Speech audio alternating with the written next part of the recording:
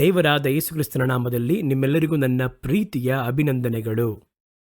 ಕಳೆದ ವಾರ ನಾನು ನಿಮ್ಮನ್ನು ಭೇಟಿಯಾದಾಗ ಸೈತಾನನು ಕಡೆಯ ಕಾಲದಲ್ಲಿ ಸತ್ಯವೇದಕ್ಕೆ ವಿರುದ್ಧವಾಗಿ ಒಂದು ಗುರಿ ಇಡುತ್ತಾನೆ.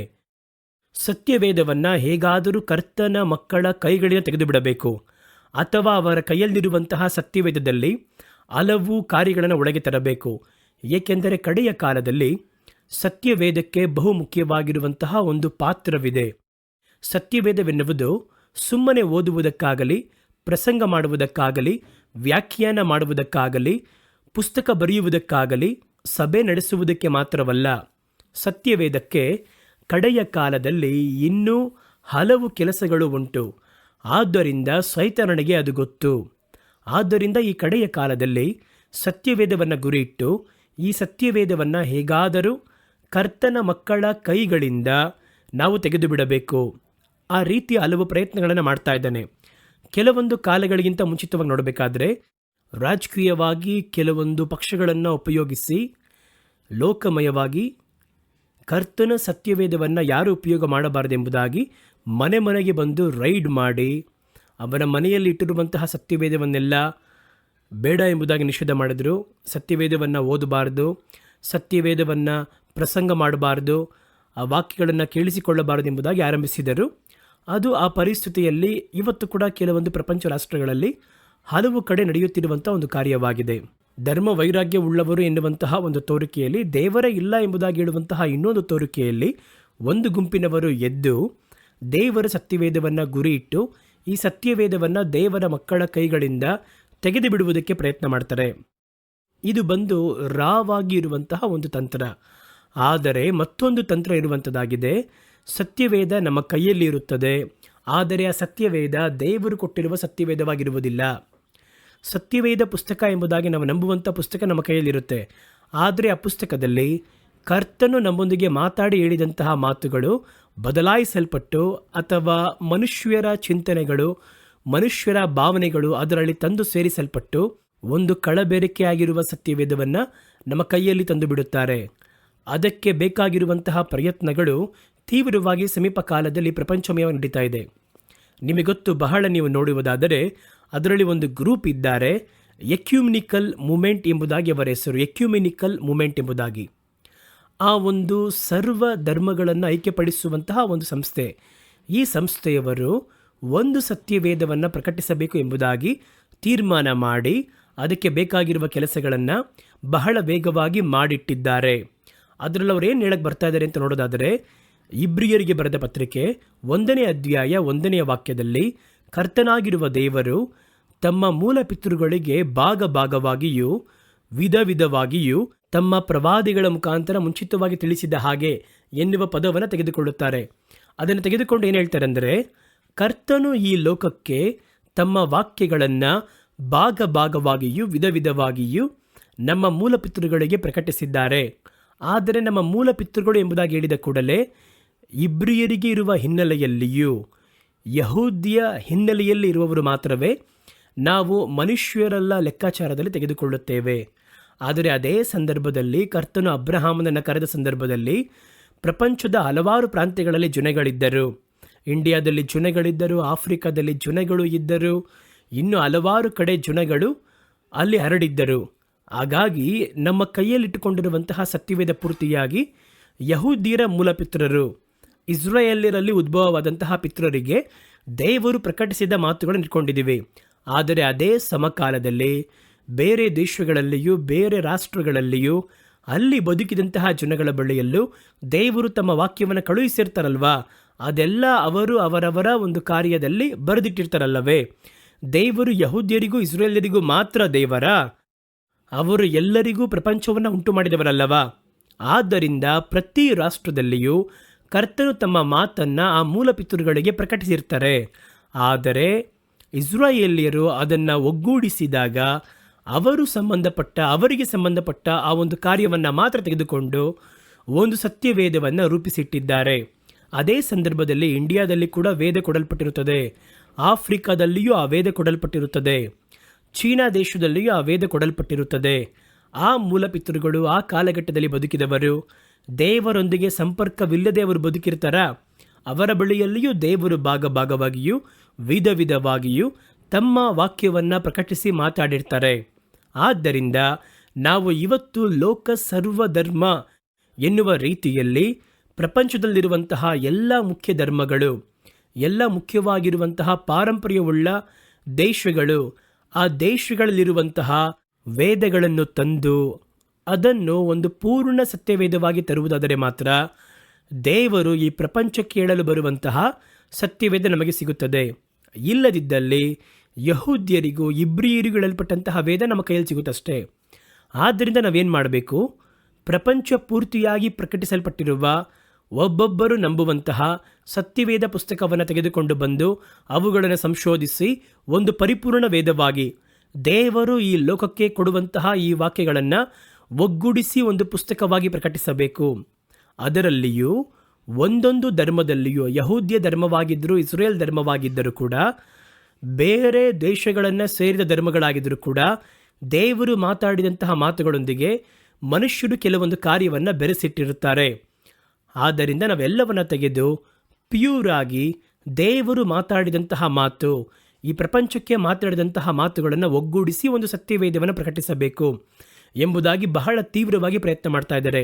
ಅವರು ಯಹೂದ್ಯರ ಸತ್ಯವೇದವನ್ನು, ಇಬ್ರಿಯರ ಸತ್ಯವೇದವನ್ನು ಕೂಡ ಸಂಶೋಧಿಸಿ ನೋಡಿದಾಗ ಅದರಲ್ಲಿ ಬಹಳ ಮನುಷ್ಯರು ಬೆರೆಸಿರುವ ಕಾರ್ಯ ಇದೆ ಎಂಬುದಾಗಿ ಹೇಳಿ ನಮ್ಮ ಸತ್ಯವೇದದಲ್ಲಿರುವಂತಹ ಹಲವಾರು ಕಾರ್ಯಗಳನ್ನು ಎಡಿಟ್ ಮಾಡಿ, ಅದೇ ರೀತಿ ಬೇರೆ ದೇಶಗಳು, ಪಾರಂಪರ್ಯವುಳ್ಳ ದೇಶಗಳು ಇದೆ ನೋಡಿ, ಆ ದೇಶಗಳಲ್ಲಿ ಪ್ರಕಟಿಸಲ್ಪಟ್ಟಂತಹ ಧರ್ಮಕ್ಕೆ ಸಂಬಂಧಪಟ್ಟಂತಹ ನಂಬಿಕೆಗಳು, ಹೇಳಲ್ಪಟ್ಟಂತಹ ತತ್ವಗಳಂತಹ ಕಾರ್ಯಗಳು ವೇದ ವಾಕ್ಯವಾಗಿ ಅದನ್ನು ಭಾವಿಸಿ ಅವೆಲ್ಲವನ್ನು ಒಗ್ಗೂಡಿಸಿ ಪ್ರಪಂಚದಲ್ಲಿ ಒಂದು ಸಾಮಾನ್ಯವಾಗಿರುವ ಸತ್ಯವೇದ ಎನ್ನುವ ಹೆಸರಲ್ಲಿ ಒಂದು ಸತ್ಯವೇದವನ್ನು ತಯಾರು ಮಾಡಿದ್ದಾರೆ. ಅದರಲ್ಲಿ ಚೀನರು ಉಪಯೋಗ ಮಾಡಿದಂತಹ ಅವರ ಧರ್ಮದ ನಂಬಿಕೆಗೆ ಸಂಬಂಧಪಟ್ಟ ಕಾರ್ಯಗಳು ಒಳಗಿದೆ. ನೀವು ಹೇಳ್ತೀರಾ ಚೀನರು ಎಂಬುದಾಗಿ ಹೇಳಬೇಕಾದ್ರೆ ಬೌದ್ಧ ಧರ್ಮಕ್ಕೆ ಸೇರಿದವರು ಎಂಬುದಾಗಿ. ಅವರು ಬುದ್ಧನು ಹುಟ್ಟುವುದಕ್ಕಿಂತ ಮುಂಚಿತವಾಗಿ ಹಲವಾರು ಧರ್ಮಗಳನ್ನು ಅವರು ಹಿಂಬಾಲಿಸಿದವರು, ಹಲವು ವಿಧವಾಗಿರುವ ದೇವರುಗಳನ್ನು ಆರಾಧನೆ ಮಾಡುತ್ತಾ ಇದ್ದವರು. ಅವೆಲ್ಲವನ್ನು ಸೇರಿಸಿ ಒಗ್ಗೂಡಿಸಿ ಅದೇ ರೀತಿ ಇಂಡಿಯಾದಲ್ಲಿ ಬಂದಂತಹ ಹಲವು ವೇದಗಳು, ಅದರಲ್ಲಿರುವಂತಹ ಬರಹಗಳು, ಆಫ್ರಿಕಾದಂತಹ ದೇಶಗಳಿಂದ ಬಂದಂತಹ ಬರಹಗಳು, ಇಂಥವೆಲ್ಲವುಗಳನ್ನು ಒಗ್ಗೂಡಿಸಿ ಒಂದು ಹೊಸ ವೇದವಾಗಿ ತರಬೇಕು ಎಂಬುದಾಗಿ ಪ್ರಯತ್ನ ಮಾಡ್ತಾ ಇದ್ದಾರೆ.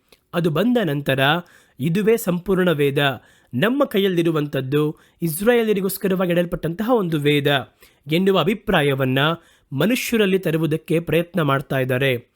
ಈಗ ನಾನು ಹೇಳುವುದನ್ನು ಕೇಳಿಸ್ಕೋಬೇಕಾದ್ರೆ ನಿಮಗೂ ಕೂಡ ಇರ್ಬೋದೇನೋ ಎಂಬುದಾಗಿರ್ಬೋದೇನೋ, ಲಾಜಿಕ್ ಆಗಿದೆಯಲ್ಲ ಈ ವಿಷಯ, ಆ ರೀತಿಯಾಗಿ ಒಂದು ಭಾವನೆ ಬರ್ಬೋದು.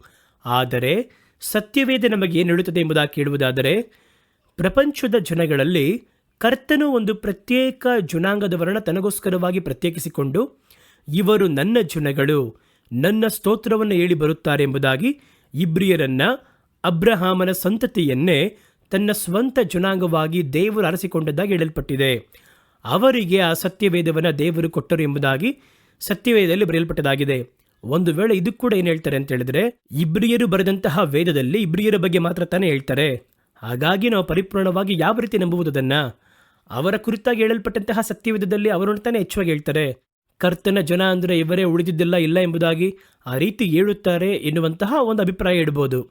ಆದರೆ ಸತ್ಯವೇದದಲ್ಲಿ ಇಂಥ ಮಾಯವಾಗಿರುವ ಕಾರ್ಯಗಳನ್ನು ಒಳಗೆ ಸಲ್ಲಿಸಿ ವೇದದಲ್ಲಿ ಬರೆಯಲ್ಪಟ್ಟಂತಹ ಮಾತುಗಳನ್ನು ಬತ್ತಿ ಹೋಗುವಂತೆ ಮಾಡುವಂಥದ್ದು ಸೈತಾನನ ತಂತ್ರಗಳಲ್ಲಿ ಒಂದು.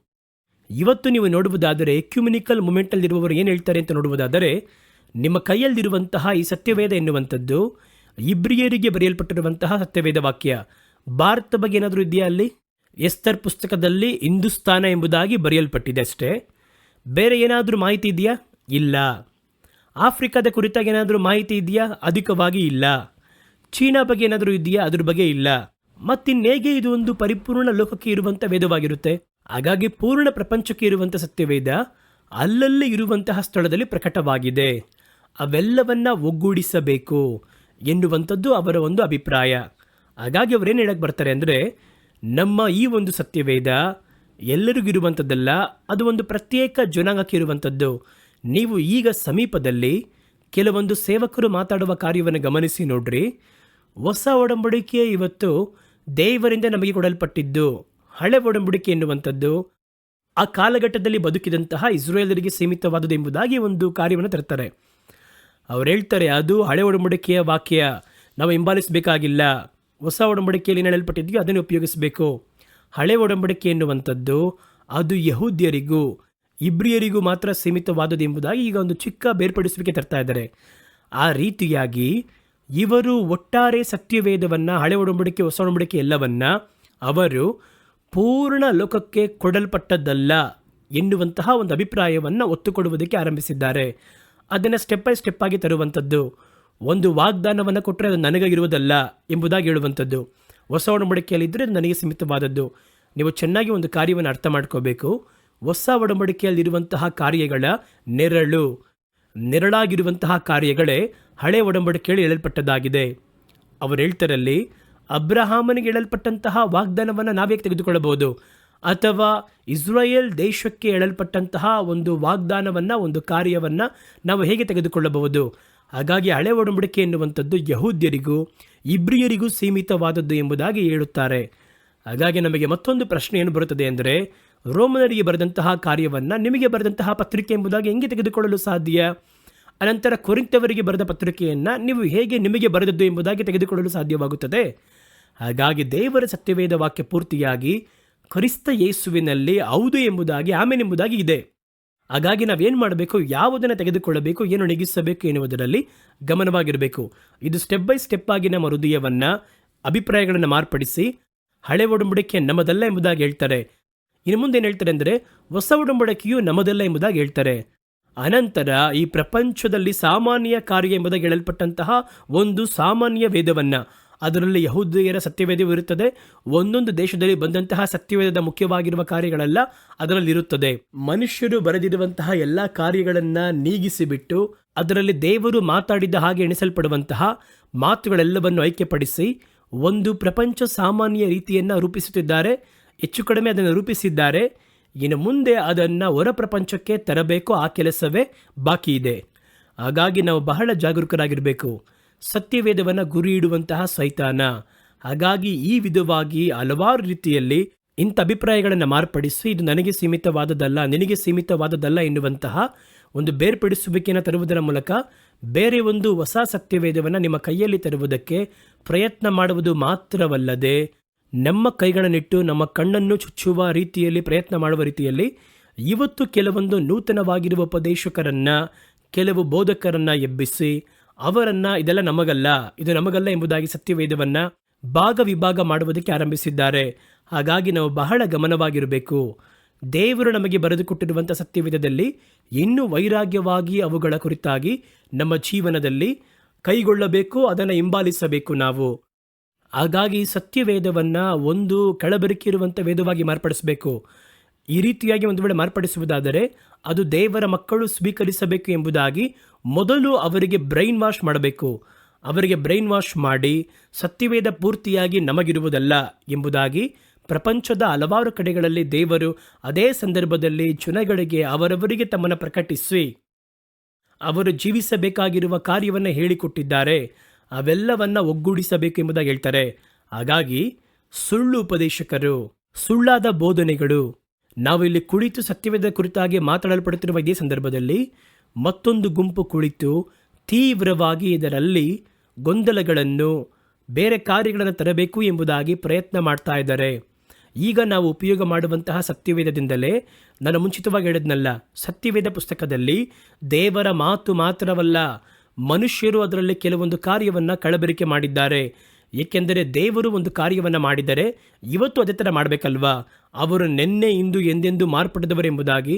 ಆದರೆ ಮೋಶೆಯ ಕಾಲದಲ್ಲಿ ನಡೆದದ್ದು ಈಗ ನಡೆಯುವುದಿಲ್ಲವಲ್ಲ, ಅದಾದ ನಂತರ ಎಲಿಯನ ಕಾಲದಲ್ಲಿ ನಡೆಯುವುದು ಈಗ ನಮಗೆ ನಡೆಯುವುದಿಲ್ಲವಲ್ಲ ಎಂಬುದಾಗಿ ಎಲ್ಲ ನೋಡಬೇಕಾದರೆ ಮನುಷ್ಯನ ಬೆರಕೆಯಾಗಿ ಕೆಲವೊಂದು ಕಾರ್ಯಗಳನ್ನು ದೇವರು ಮಾಡಿದರು ಎಂಬುದಾಗಿ ಕಾಲ್ಪನಿಕವಾಗಿ ಒಳಗೆ ಸಲ್ಲಿಸಿದ್ದಾರೆ ಎನ್ನುವಂತಹ ಒಂದು ಅಭಿಪ್ರಾಯವನ್ನು ತಂದು ಸತ್ಯವೇದದಲ್ಲಿ ನಂಬಲಾಗದಿರುವ ಕಾರ್ಯ ಎಂಬುದಾಗಿ ಹಲವಾರು ಕಾರ್ಯವನ್ನು ಎಡಿಟ್ ಮಾಡುತ್ತಿದ್ದಾರೆ ಒಂದು ಗ್ರೂಪ್ನವರು.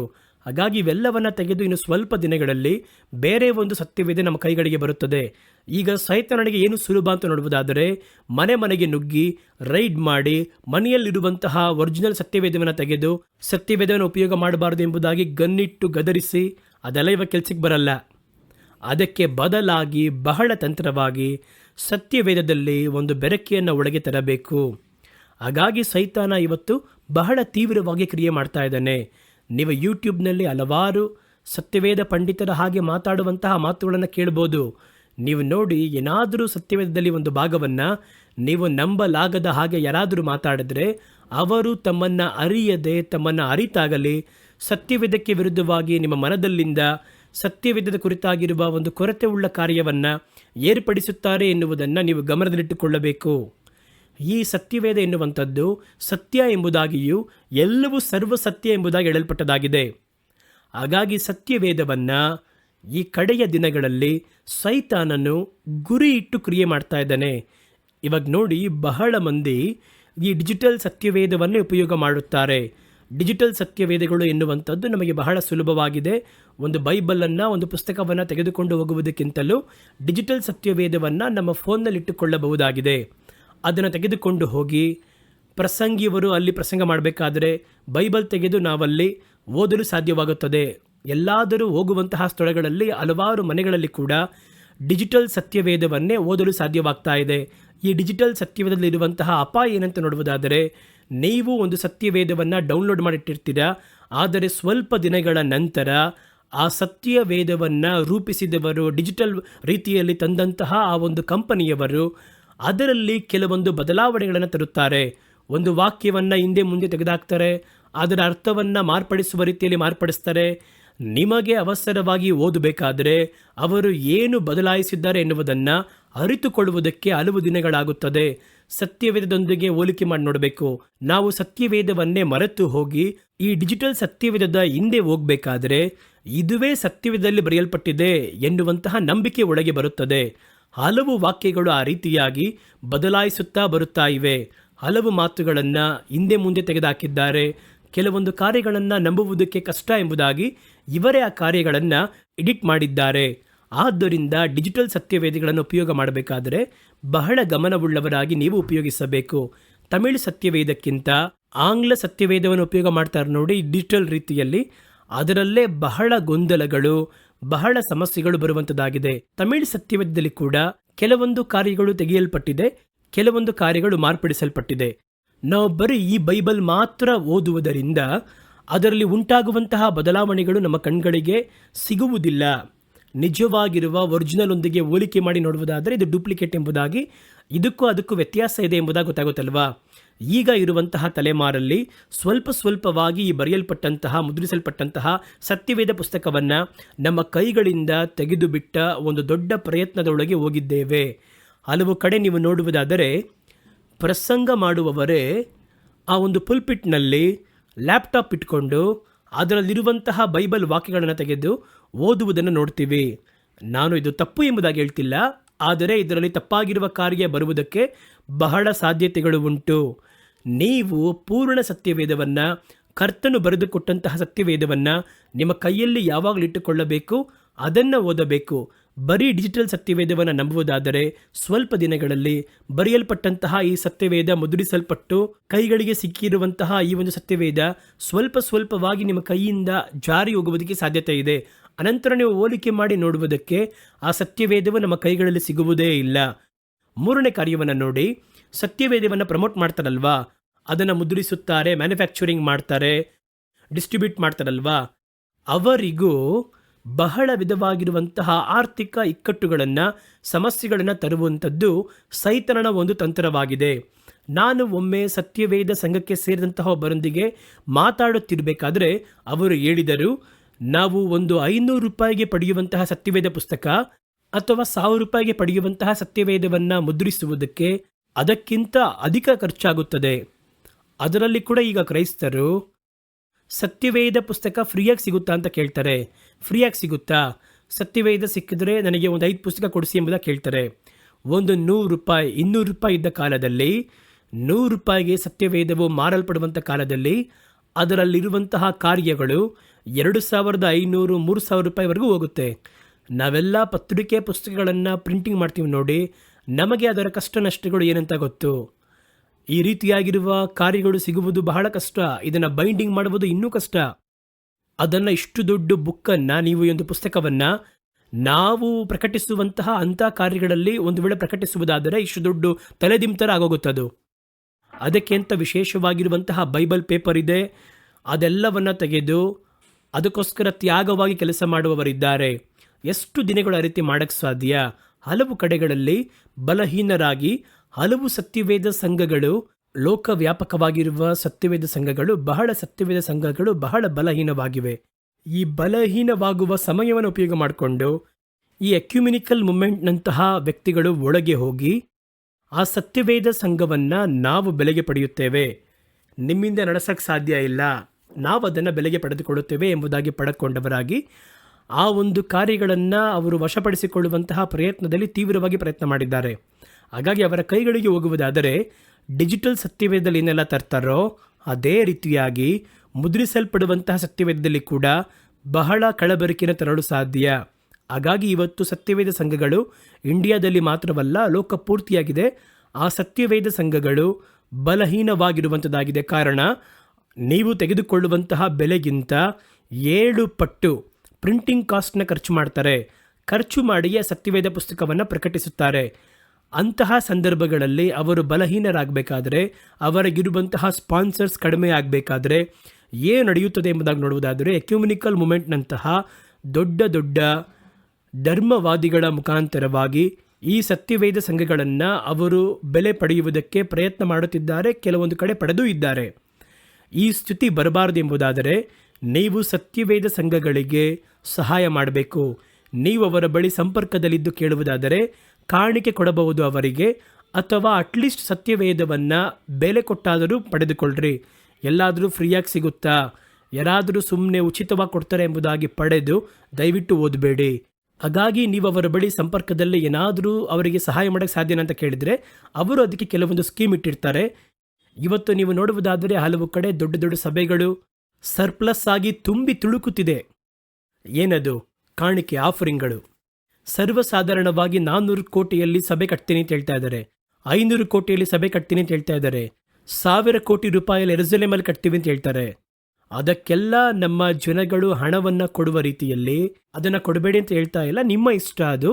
ಆದರೆ ನಿಮಗೆ ಬಹಳ ಮುಖ್ಯ ಸತ್ಯವೇದ. ಈ ಸತ್ಯವೇದವನ್ನು ಮುದ್ರಿಸುವವರನ್ನು, ಸತ್ಯವೇದ ಪುಸ್ತಕವನ್ನು ವಿನಿಯೋಗ ಮಾಡುವವರನ್ನು, ಆ ಕಾರ್ಯಗಳ ಮೇಲೆ ಸ್ವಲ್ಪ ನೀವು ಅಕ್ಕರೆ ಇಟ್ಟು, ಏಕೆಂದರೆ ಅವರು ಬಂದು ಸಾಮಾನ್ಯ ಜನಗಳೊಂದಿಗೆ ತಮ್ಮನ್ನು ಅಧಿಕವಾಗಿ ಸಂಪರ್ಕಿಸಿಕೊಳ್ಳಲಾಗಲಿಲ್ಲ. ಆದ್ದರಿಂದ ನಾವೇನು ಮಾಡಬೇಕು? ನೀವೇ ಅವರಿಗೆ ಫೋನ್ ಮಾಡಿ ಸಹಾಯ ಮಾಡೋಕ್ಕೆ ಸಾಧ್ಯನಾ, ನಾವೇನಾದರೂ ಮಾಡಬೇಕಾ ಎಂಬುದಾಗಿ ಕೇಳಿ ಅವರಿಗೆ ಸಪೋರ್ಟ್ ಮಾಡಿ. ಹಲವು ಕಡೆಗಳಲ್ಲಿ ಸಭೆಗಳು ಎನ್ನುವಂಥ ಹೆಸರುಗಳು ನಡೆಸಲ್ಪಡುವಂತಹ ಹಲವು ಕಡೆಗಳಿಗೆ ಹಲವು ಸಾವಿರ ಕೋಟಿಗಳನ್ನು ಹೋಗಿ ಸುರಿಯುವುದಕ್ಕಿಂತ ಇಂತಹ ಕಾರ್ಯಗಳನ್ನಿಟ್ಟು ಸತ್ಯವೇದ ಗತಿಸಿ ಹೋಗದ ಹಾಗೆ ಸಂರಕ್ಷಿಸಲ್ಪಡುವಂಥದ್ದು ಕರ್ತನ ಮಕ್ಕಳಾಗಿರುವಂತಹ ನಮ್ಮ ಜವಾಬ್ದಾರಿಯಾಗಿರುವಂಥದ್ದಾಗಿದೆ. ಸರಿ, ಮುಂದಿನ ಕಾರ್ಯವನ್ನು ನೋಡಿ. ಸೈತಾನ ಸತ್ಯವೇದವನ್ನು ಜನಗಳ ಹೃದಯದಲ್ಲಿ ತೆಗೆಯುವುದಕ್ಕೆ ಹಲವು ಪ್ರಯತ್ನಗಳನ್ನು ಮಾಡಿ ಸತ್ಯವೇದಕ್ಕೆ ತಪ್ಪಾದ ಅರ್ಥಗಳನ್ನು, ಅಭಿಪ್ರಾಯಗಳನ್ನು ಹೇಳಿ ಜನಗಳನ್ನು ವಾಕ್ಯವನ್ನು ಹಿಂಬಾಲಿಸಲು ಬಿಡದ ಹಾಗೆ ಸ್ವಲ್ಪ ಕಾಲಕ್ಕಿಂತ ಮುಂಚಿತವಾಗಿ ಸೇವಕರ ಅನುಭವಗಳನ್ನು ಹಿಂಬಾಲಿಸುವಂತೆ ಮಾಡುವಂಥದ್ದು, ಸೇವಕರು ಹೇಳುವಂಥ ಕಾರ್ಯವನ್ನು ಉಪಯೋಗಿಸುವಂತೆ ಮಾಡುವಂಥದ್ದು. ಅದು ಸತ್ಯವೇದದೊಂದಿಗೆ ಹೋಲಿಕೆ ಆಗುತ್ತಾ ಆಗಲ್ವಾ ಏನು ನೋಡಲ್ಲ, ಹಾಗೆ ನಂಬಿಸುವಂತೆ ಮಾಡುವಂಥದ್ದು. ಆ ರೀತಿ ಓದವರು ಬೈಬಲನ್ನೇ ಓದುವುದಿಲ್ಲ, ಅವರು ಬರೀ ಅನುಭವಗಳನ್ನು ಮಾತ್ರ ನಂಬಿರುವವರಾಗಿರ್ತಾರೆ. ಇನ್ನು ಕೆಲವರಿಗೆ ಸತ್ಯವೇದದಲ್ಲಿ ಒಂದು 10 ವಾಕ್ಯ ಗೊತ್ತಿರುತ್ತೆ, ಒಂದು 10 ಸಂದೇಶ ಕೊಡಲು ಸಾಧ್ಯ. ಹೊರಡುತ್ತಾರೆ, ಅವರು ಹೊರಟು ಹೊರಗೆ ಹೋಗ್ತಾರೆ. ಈ ರೀತಿಯಾಗಿ ಸತ್ಯವೇದ ಮನುಷ್ಯರ ಮನದಲ್ಲಿ ಸ್ವಲ್ಪ ಸ್ವಲ್ಪವಾಗಿ ನೀಗಿಸಲ್ಪಡ್ತಾ ಬರ್ತಾ ಇದೆ, ಬದಲಾಯಿಸಲ್ಪಡ್ತಾ ಬರ್ತಾ ಇದೆ. ಸೈತಾನನು ಅದರಲ್ಲಿ ಬಹಳ ತೀವ್ರವಾಗಿದ್ದಾನೆ.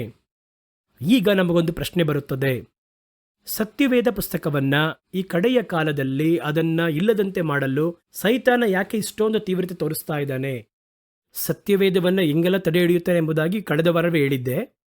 ಇವತ್ತು ಕೂಡ ಕಳೆದ ವಾರದಲ್ಲಿ ಹೇಳದಿರುವಂಥ ಒಂದು ಕಾರ್ಯವನ್ನು ಈ ಭಾಗದಲ್ಲಿ ಹೇಳಿದ್ದೇನೆ.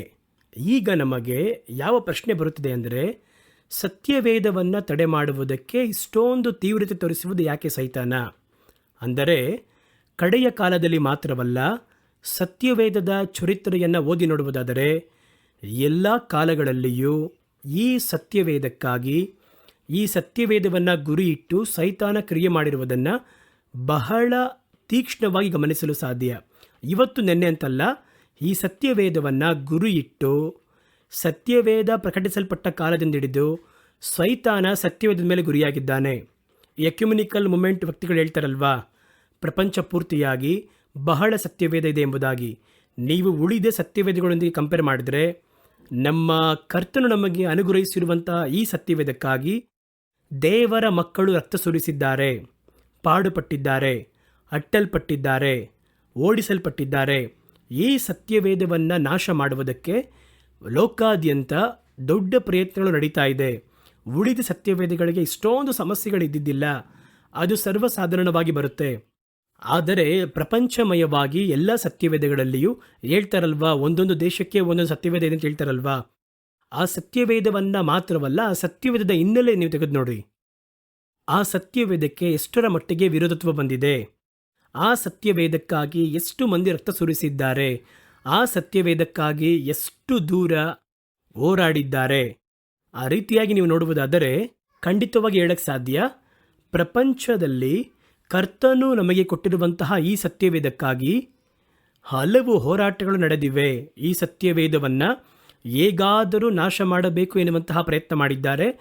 ಪ್ರವಾದಿಗಳು ಪ್ರವಾದನೆಗಳನ್ನು ನುಡಿದ ಕಾಲಗಳಲ್ಲಿ ಅವರಿಗಾಗಿ ಯಾವ ವಿಧದಲ್ಲಿಯೂ ಒಳಿತನ್ನು ಮಾಡದೆ ಸರ್ಕಾರಗಳು ಕೂಡ ವಿರೋಧ ಮಾಡಿವೆ. ಯೆಶಾಯ ಪ್ರವಾದಿ ಕತ್ತಿಯಿಂದ ಕಡಿಯಲ್ಪಟ್ಟು ಕೊಲೆ ಮಾಡಲ್ಪಟ್ಟರು. ಯೆರೆಮೀಯ ಪ್ರವಾದಿ ನಿಮಗೊತ್ತು, ಅವರ ಪುಸ್ತಕದಲ್ಲಿ ಬರೆಯಲ್ಪಟ್ಟಿದೆ, ಅವರು ಎಷ್ಟೊಂದು ಪಾಡುಪಟ್ಟಿದ್ದಾರೆ, ಕಷ್ಟಪಟ್ಟಿದ್ದಾರೆ, ಮಾತಾಡಬಾರದು ಅಂತೇಳಿ ಅವರ ಮೇಲೆ ಹಲವು ಕಟ್ಟುಪಾಡುಗಳನ್ನು ವಿಧಿಸಿ ಸೆರೆಮನೆಯಲ್ಲಿ ಅವರನ್ನು ತಳ್ಳಿ, ಇದೇ ರೀತಿ ನೋಡಿ ಇಸ್ರಾಯೇಲ್ಯರ ನಡುವೆ ಸತ್ಯವೇದವನ್ನು ಕರ್ತರು ಕೊಟ್ಟಿದ್ದರು. ಆ ಕಾಲದಲ್ಲಿ ಸತ್ಯವೇದವನ್ನು ಕೈ ಬರಹವಾಗಿ ಬರೆದಿದ್ದಾರೆ. ಬರೆದು ದೊಡ್ಡ ದೊಡ್ಡ ಮಣ್ಣಿನ ಜಾಡಿಗಳಲ್ಲಿ, ಆ ಜಾಡಿಗಳು ಒಂದು ಮನುಷ್ಯನ ಎತ್ತರಕ್ಕೆ ಇರುತ್ತದೆ, ಅದರಲ್ಲಿ ಪುಸ್ತಕ ಸುರುಳಿಗಳನ್ನಿಟ್ಟು ಆ ಸುರುಳಿಗಳನ್ನು ಕಾಪಾಡುತ್ತಾರೆ. ಆ ದೇಶದಲ್ಲಿರುವಂತಹ ಜನಗಳು ಅಟ್ಟಲ್ಪಡುವಾಗ ತಮ್ಮ ಕುಟುಂಬವನ್ನು ಕಾಪಾಡುತ್ತಾರೋ, ಮಕ್ಕಳನ್ನು ಕಾಪಾಡುತ್ತಾರೋ, ಆಸ್ತಿಯನ್ನು ಕಾಪಾಡುತ್ತಾರೋ, ಅದೆಲ್ಲ ಎರಡನೇ ಪಕ್ಷವೇ. ಮೊದಲು ಈ ಸತ್ಯವೇದದ ಸುರುಳಿಯನ್ನು ಎತ್ತಿಕೊಂಡು ಓಡ್ತಾರೆ. ಎತ್ತಿಕೊಂಡು ಓಡಿ ಅದನ್ನು ಬಹಳ ಸೇಫ್ ಆಗಿರುವ ಸ್ಥಳದಲ್ಲಿ ಅದನ್ನು ಬಚ್ಚಿಟ್ಟು ಅದರ ಮೇಲೆ ಗುರುತಿಡ್ತಾರೆ. ಮತ್ತೆ ಆ ದೇಶಕ್ಕೆ ಅವರು ಹಿಂದಿರುಗಬೇಕಾದರೆ ತಮ್ಮ ಮಕ್ಕಳಿಗೆ ಸ್ಥಳದ ಕುರಿತಾಗಿ ಹೇಳಿರ್ತಾರೆ. ಈ ರೀತಿಯಾಗಿ ಸ್ವೀಕರಿಸಿರುವಂಥದ್ದು ಈ ಸತ್ಯವೇದ. ನೀವು ಚೆನ್ನಾಗಿ ನೋಡಿ, ಯೆರೆಮೀಯ ಕಾಲದಲ್ಲಿ ಬರೆಯಲ್ಪಟ್ಟ ಸತ್ಯವೇದ ಹೇಗೆ ನಮ್ಮ ಕೈಗಳಿಗೆ ಇವತ್ತು ಬಂದು ತಲುಪಿದೆ. ಮೋಶೆಯ ಕಾಲದಲ್ಲಿ ಬರೆಯಲ್ಪಟ್ಟಂಥ ಸತ್ಯವೇದ, ಅದರ ನಂತರ ಆ ದೇಶ ಎಷ್ಟೋ ಮೇಲು ಕೀಳುಗಳಲ್ಲಿ, ಎಷ್ಟೋ ಸಮಸ್ಯೆಗಳಲ್ಲಿ ಓಡಿಸಲ್ಪಡುವುದರ ನಡುವೆ ಅದನ್ನು ದಾಟಿ ಹೋಗಬೇಕಾದ್ರೆ ಹಲವು ಶತಮಾನಗಳ ಯುದ್ಧವನ್ನು ಸಂಧಿಸಿದಾಗ ಸತ್ಯವೇದ ಮಾತ್ರ ದೋಷವಾಗದೆ ನಮ್ಮ ಕೈಯಲ್ಲಿ ಬಂದು ತಲುಪಿದೆ ಅಂದರೆ ಅದರ ಹಿನ್ನೆಲೆ ಎಷ್ಟು ದೊಡ್ಡ ಹೋರಾಟಗಳು ಇದ್ದಿರುತ್ತೆ ನೋಡಿ. ಪ್ರಪಂಚದಲ್ಲಿರುವಂತಹ ಬೇರೆ ವೇದಗಳ ಹಿನ್ನೆಲೆಯನ್ನು ನೋಡೋದಾದರೆ ಇಷ್ಟರ ಮಟ್ಟಿಗೆ ಈ ಸತ್ಯವೇದಕ್ಕಾದ ಒಂದು ಭಯಂಕರತೆ ಬೇರೆ ಯಾವ ಸತ್ಯವೇದಕ್ಕೂ ನಿಮ್ಮಿಂದ ನೋಡಕ್ಕೆ ಸಾಧ್ಯ ಇಲ್ಲ. ಕಾರಣ ಏನಂತ ನೋಡುವುದಾದರೆ ಲೋಕ ದುಷ್ಟತ್ವದಲ್ಲಿದೆ. ದುಷ್ಟನು ಒಂದು ಕಾರ್ಯವನ್ನು ಎದುರಿಸುವುದಾದರೆ ಅದು ಖಂಡಿತವಾಗಿ ದೇವರದಾಗಿರುತ್ತೆ. ಹಾಗಾಗಿ ದೇವರ ಮಾತು ಬಂದು ಬಿಡಬಾರದು ಎಂಬುದಾಗಿ ಇವತ್ತು ನೆನ್ನೆ ಅಲ್ಲ, ಅವನು ಆರಂಭ ಕಾಲದಿಂದಲೇ ಈ ಸತ್ಯವೇದಕ್ಕೆ ವಿರುದ್ಧವಾಗಿ ಕ್ರಿಯೆ ಮಾಡ್ತಾ ಇದ್ದಾನೆ.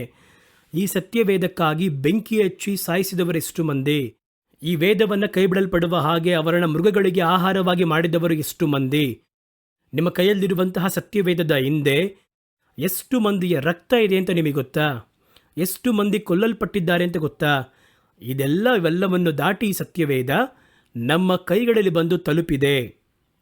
ಬಹಳ ಆಶ್ಚರ್ಯವಾಗಿರುವ ಕಾರ್ಯ, ಬಹಳ ಆಶ್ಚರ್ಯವಾಗಿರುವ ವಿಷಯ. 100 ವಯಸ್ಸಿರುವಂತಹ ಯೋಹಾನನು ಬದ್ಮೋಸ್ ದ್ವೀಪದಲ್ಲಿ, ಅದು ಕಠಿಣವಾಗಿರುವ ಚಳಿ ಪ್ರದೇಶವಾಗಿರುವ ದ್ವೀಪ, ಬೆಟ್ಟಗಳು ಸುತ್ತಲಿರುವಂತಹ ಬಹಳ ಮೈನಸ್ಸಲ್ಲಿರುತ್ತೆ. ಆ ಸ್ಥಳದಲ್ಲಿ ಸೆರೆ ಹಿಡಿಯಲ್ಪಟ್ಟಂತಹ ರೋಮನ್ನರಿಂದ ಸೆರೆ ಹಿಡಿಯಲ್ಪಟ್ಟಂತಹ ಕೈದಿಗಳನ್ನು ದೇಶಾಂತರ ಕಳಿಸಿರ್ತಾರೆ. ಆ ಸ್ಥಳದಲ್ಲಿ ಬಿಟ್ಟಿರ್ತಾರೆ ಅವ್ರನ್ನ. ಅದು ನೋಡಿದ್ರೆ ನಿರ್ಜನ ಪ್ರದೇಶವಾಗಿರುವ ಸ್ಥಳ, ಚಳಿ ಒಂದು ಕಡೆ, ಮೂಲತಃ ಯಾವ ಸೌಲಭ್ಯ ಇಲ್ಲದಿರುವಂಥ ಸ್ಥಳ. ಆ ಸ್ಥಳದಲ್ಲಿ ಅವರು ಅವರ ಮನಸ್ಥಿತಿ ಬಾಧೆಗೆ ಒಳಗಾಗಿ ತಮ್ಮಷ್ಟಕ್ಕೆ ತಾವೇ ಸಾಯಿಸಿಕೊಂಡು ಸಾಯ್ತಿದ್ರಂತೆ. ಬಹಳ ಖೈದಿಗಳು ಬಹಳ ಮಂದಿನಲ್ಲಿ ಬಿಡ್ತಾ ಇದ್ರು. ಅವರು ಒಬ್ಬರಿಗೊಬ್ಬರು ಒಡೆದುಕೊಂಡು ಜಗಳ ಮಾಡಿಕೊಂಡು ಅವರಿಗೆ ಕ್ರಮವಿಲ್ಲದಿರುವಂತಹ ಯಾವ ಒಂದು ಶೈಲಿ ಇರ್ತಾ ಇರಲಿಲ್ಲ. ಬಹಳ ಕಷ್ಟವಾಗಿ ಇತ್ತು ಅವರಿಗೆ. ಇಂತಹ ಸ್ಥಳದಲ್ಲಿ 100 ವಯಸ್ಸಿರುವಂತಹ ಒಬ್ಬ ಹಿರಿಯರಿಗೆ ದೇವರು ಪ್ರಕಟಿಸಿದಂತಹ ಪ್ರಕಟಣೆಯ ಪ್ರವಾದನೆ ಗ್ರಂಥನ ಪುಸ್ತಕ ಯಾವ ರೀತಿ ನಮ್ಮ ಕೈಗಳಿಗೆ ಸಿಕ್ಕಿತು, ಅದರ ಹಿನ್ನೆಲೆಯಲ್ಲಿ ಯಾರಿದ್ದರು, ಇವರು ಬರೆಯುವುದಕ್ಕೆ ಬೇಕಾಗಿರುವ ಉಪಕರಣವನ್ನು ಯಾರವರಿಗೆ ಕೊಟ್ಟರು, ಅವರು ಬರೆದದ್ದನ್ನು ಯಾವ ರೀತಿ ಪಟ್ಟಣದ ಒಳಗೆ ತಂದು ಸೇರಿಸಿದರು, ಅದು ಹೇಗೆ ನಮ್ಮ ಕೈಗಳಿಗೆ ಬಂದು ತಲುಪಿದೆ, ಇವೆಲ್ಲ ಆಶ್ಚರ್ಯವೇ. ಎರೇಮಿಯ ಬರೆದಂತಹ ಆ ಬರಹಗಳು ಆ ದಿನದಲ್ಲಿ ಅರಸರಿಂದ ಬಹಿಷ್ಕೃತವಾಗಿ ಕತ್ತೆಯಿಂದ ಅದನ್ನು ಸೀಳಲ್ಪಟ್ಟು ಬೆಂಕಿಗೆ ಹಾಕಿದರು. ಸುಡಲ್ಪಟ್ಟು ಅನಂತರ ಮತ್ತೆ ಕುಳಿತು ಬರೆದು ಅದನ್ನು ಮರೆ ಮಾಡಿ ಇವತ್ತು ನಮ್ಮ ಕೈಗಳಲ್ಲಿ ಹಾಗೆ ಸಿಕ್ಕಿದೆ ನೋಡಿ. ಇವೆಲ್ಲವೂ ಒಂದು ಪಕ್ಕದಲ್ಲಿ ಹಲವು ಹೋರಾಟಗಳನ್ನು ದಾಟಿ 1000 ಲಕ್ಷಗಟ್ಟಲೆ ಜನಗಳ ರಕ್ತಸಾಕ್ಷಿಗಳ ರಕ್ತ ಸುರಿಸಲ್ಪಟ್ಟು ಸಂರಕ್ಷಿಸಲ್ಪಟ್ಟಂತಹ ಸತ್ಯವೇದವೇ ಈ ಸತ್ಯವೇದ. ಹಾಗಾಗಿ ಪ್ರತಿ ಕಾಲಘಟ್ಟದಲ್ಲಿಯೂ ಈ ಸತ್ಯವೇದಕ್ಕೆ ವಿರುದ್ಧವಾಗಿ ಸೈತಾನ ಪ್ರಯತ್ನ ಮಾಡುತ್ತಲೇ ಇದ್ದಾನೆ. ಹೇಗಾದರೂ ನಾಶ ಮಾಡಬೇಕು, ಹೇಗಾದರೂ ಗೊಂದಲಪಡಿಸಬೇಕು, ಹೇಗಾದರೂ ಮಾರ್ಪಡಿಸಬೇಕು ಎಂಬುದಾಗಿ. ಈ ಕಡೆಯ ಕಾಲದಲ್ಲಿ ಇನ್ನೂ ತೀವ್ರವಾಗಿ ಅವನಲ್ಲಿ ಕ್ರಿಯೆ ಮಾಡುತ್ತಾನೆ. ಈಗ ಯಾಕೆ ಈ ಸತ್ಯವೇದದೊಂದಿಗೆ ಸೈತಾನ ಇಷ್ಟೊಂದು ಯುದ್ಧ ಮಾಡಬೇಕು? ಒಂದು ಪ್ರಶ್ನೆ ಬರುತ್ತೆ ಅಲ್ವಾ?